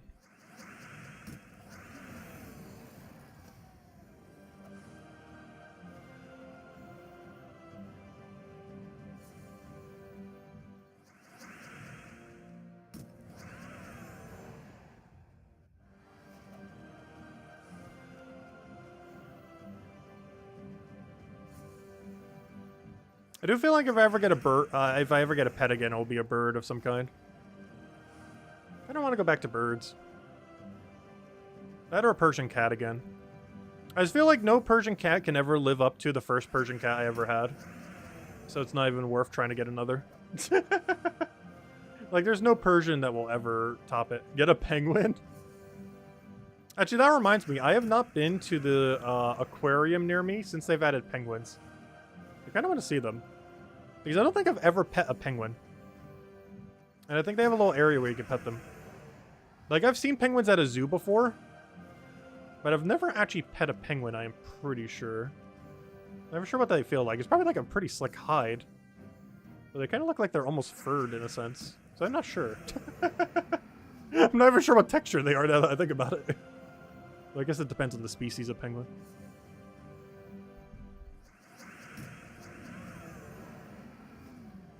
I'm pretty sure you're not allowed to even own penguins, though. Aren't they like an endangered species or something? Plus, this climate would be horrible for them. They're in like one of those weird exotic animal categories that you're normally not allowed to have as a pet, I'm pretty sure. At least not legally.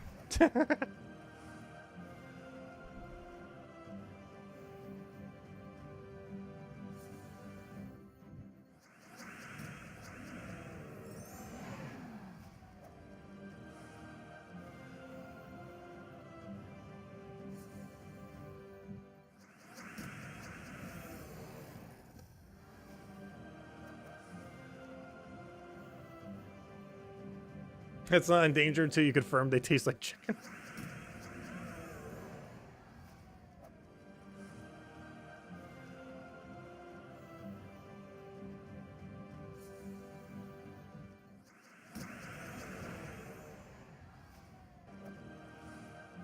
We should be on our last XP booster at this point. Less than 15 minutes on the clock. I gotta double check. What's the exact value? We are at the final 13.5 minutes. So yeah, pretty much on the last XP booster. Alright, let's go finish it out.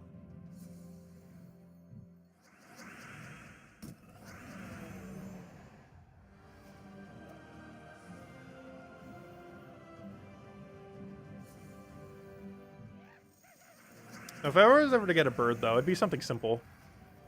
Something that you can easily keep in a cage.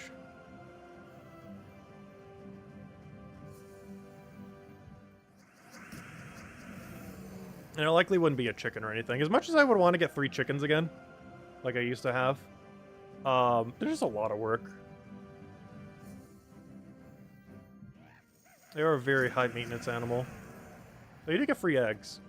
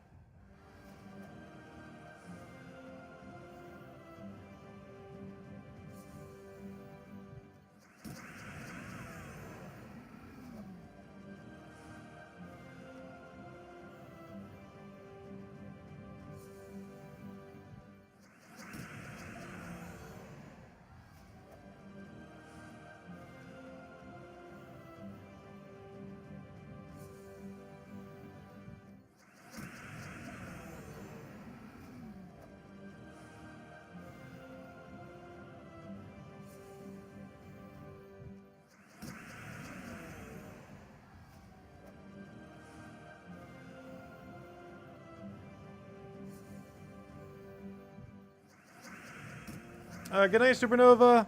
Hope you have a good time. Final 11 minutes. We're almost there. So close yet so far. My hand's starting to get tired. We've been doing this for 2 hours straight. Normally I take like small breaks in between. This might actually be the longest I've ever done this consecutively, now that I think about it. Like without taking any breaks at all, even for like a minute. I think this is the longest consecutive we've ever just dust leveled straight. Because even when we do Paloozas, we're, you know, taking breaks in between a little bit and stuff like that. It's just 2 hours straight, no downtime.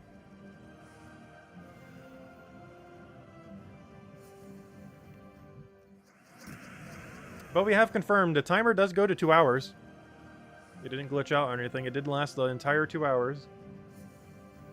Or sure, hope so. Let's go check our XP. How much are we getting right now? Just say 200 something. Yep, 292. Oh, wow, that's so high with the extra. I think normally it's only like 200 and something. Like low to something. Like 2014 or something. But yeah, with the 200 extra percent, we're at 292. We're almost at 300. That's so nice. It's because of all the Guild War bonus. It's giving us almost an extra 100 XP per fight. Which is insane given that normally we'd only get like a total of 100 XP for a fight. Like 104 or whatever it is.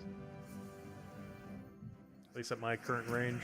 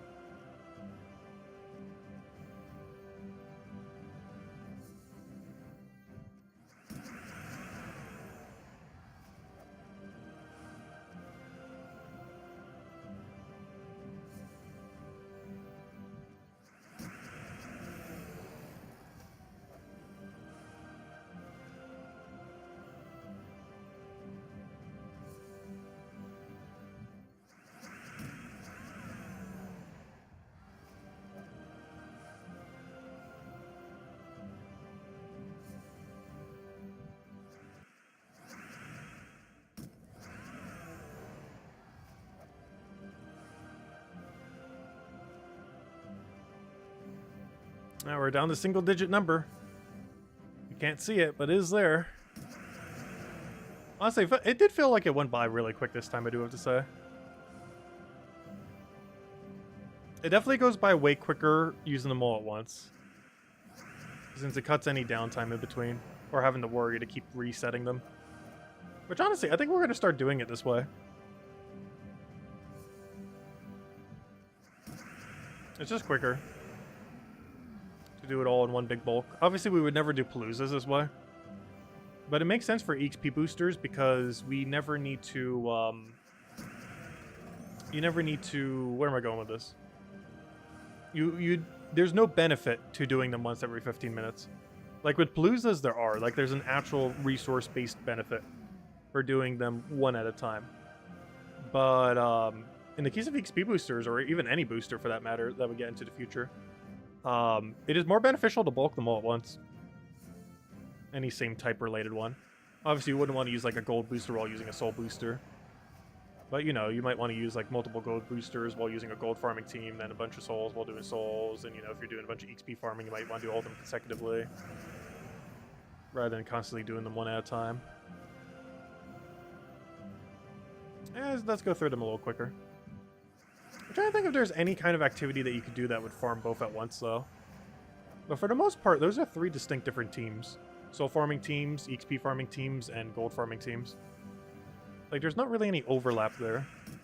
Like, you can't really make a gold soul farming team. Or, like, a gold XP farming team, or a soul XP farming team, or something like that. Like, you can only pick one.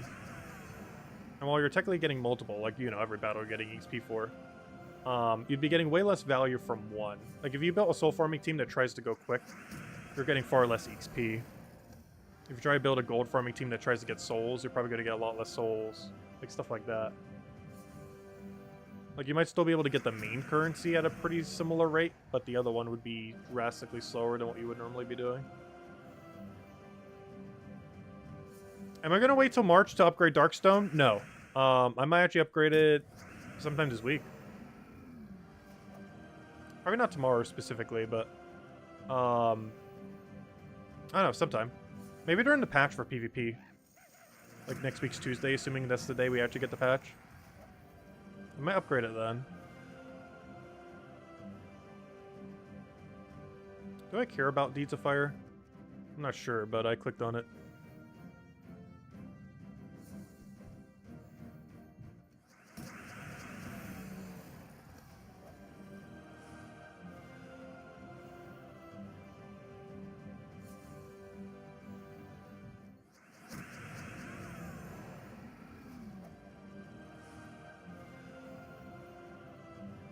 Final 5 minutes. We're so close.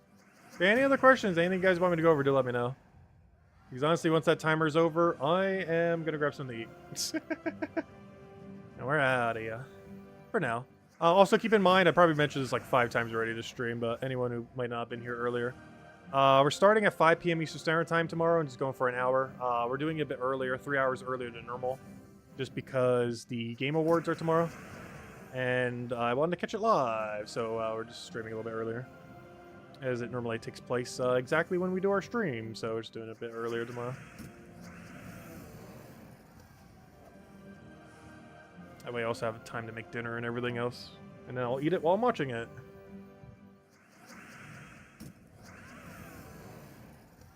Kentucky Fried Penguin. Does anyone remember Club Penguin? That one browser game. That game was fun. It's not obsolete. It doesn't run anymore. But it was one of those like Neopets in like the super early days of the internet. They're pretty good. A lot of really funny memories with Club Penguin. Kinda sad that it's not around anymore.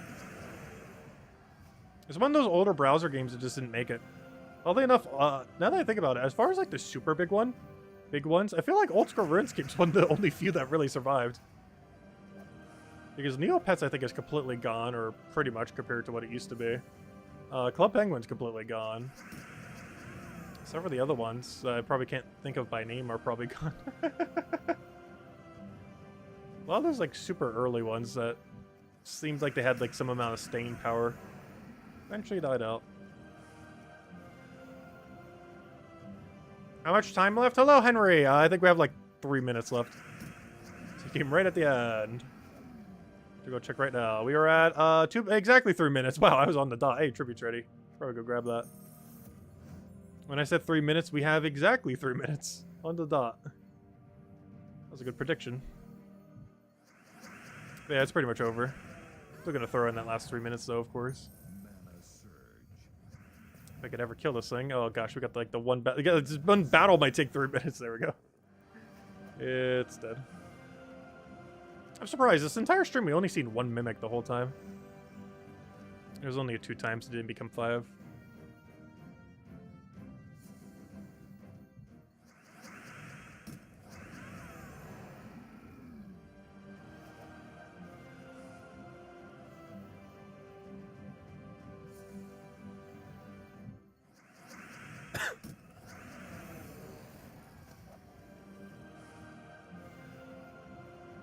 Can we reach 1,900 this year? No. Oh yeah, we were talking about earlier. We're probably going to realistically reach 1,881 by the end of this year at the current rate.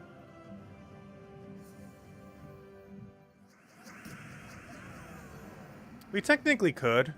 If I tried doing 1 level a day, we could. But I'm definitely not going to. Like, is it physically possible to reach 1,900? Yes. Are we going to? Actually, I say that we're not. How much are we going to play the new PvP update? Because now that I think about it, 1,900 might happen if we do a lot of PvP. Like, we're talking a lot of PvP. Because we're finally going to be doing it again starting next patch. I'm not sure if it's going to be enough to get us there, but it's definitely going to get us more XP than we normally would for a given day. So, no, we'll see. But no, I don't think so. It's going to be like low 1880s.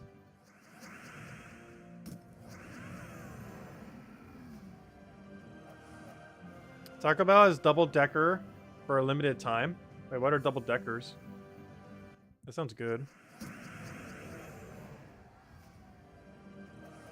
I've been to Taco Bell in at least a month or two.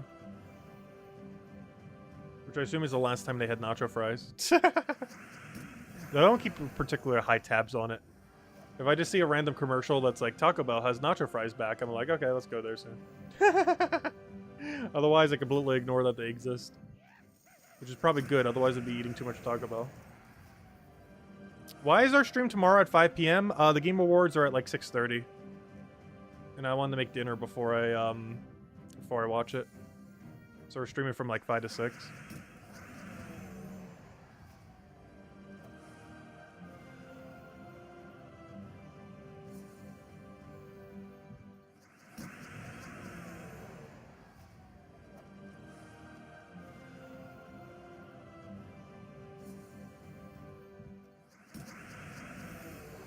I think that's the end of our booster. Let's see. Yep, 146. We have gone through the entire 2-hour booster. And we have gained almost 3 levels. Oh, we came so close to that final level, actually. A lot closer than I thought. I was expecting halfway through. But yeah, we almost got all the way. We're not going to go all the way right now, though. But, wait, why is the heroic booster still here? Oh, no, this is the weaker one. I thought that was the one that had the thingy. Never mind, that was pointless. I'm not sure why they sell that one. Oh yeah, let me go donate gold. I need to go do that now. Isabel said to go do the gold after. I didn't earlier because it was a weird number. One thing I like to do with my number is also, let me go claim all these seals. We should easily have 2,000 by now. One thing I like to do with my number is notice how it ends in 3 zeros. Notice how all these other numbers do not end in 3 zeros, other than a few. It'll drive me crazy if my number looks like that. So I always make sure we have the 000. Also, we're getting really close to all zeros. We got to make sure we align that when we get close to 1 bill. I want to see a screenshot of one with 9 zeros behind it. I need to remember to do that later. Though we still have a ways to go before then. But not really. I have like almost 100 mil just sitting there. But let me go put some into the guild right now. Now that's a nice number. I think Isabel fixed it earlier to stream. There we go. But you know what? Let me do another million. 3 million. There we go. Alright, what do we got? Anything good? We got nothing. Just general loot. Nothing special. We got a double mythic of the same mythic earlier this week somehow. We got double Piskia. Everyone in my guild has 2 Piskios now. Not sure what you need them for, but you can now all run double Piskia teams. But anyways, guys, we're going to be ending for now. As we mentioned earlier, next stream will be tomorrow at 5 p.m. Eastern Standard Time, 3 hours prior to now. 3 hours prior to normal, 6 hours prior to now, if you're watching at this exact moment in time. And we're just doing that a little bit earlier because of the Game Awards, as I do want to catch them live. Aside from that, yeah, it's pretty much the game plan. What we're doing tomorrow is still going to be the same we would always do, obviously. It's just we're doing it a few hours earlier than normal. We'll start with Guild War. We'll go clear through all the dailies, mess around with the Under Spire lol. If we have some spare time, probably should open some Vault keys. Have like, what, 113 or 33 still need to open. So maybe chip those down to 100 or something if we have some time. And go from there. Anyways, guys, hope you all have a wonderful week. Stay safe out there. Stay warm. Gosh, it's been getting actually a lot colder lately. And I'll see you guys soon. Goodbye, everyone. Thanks for watching.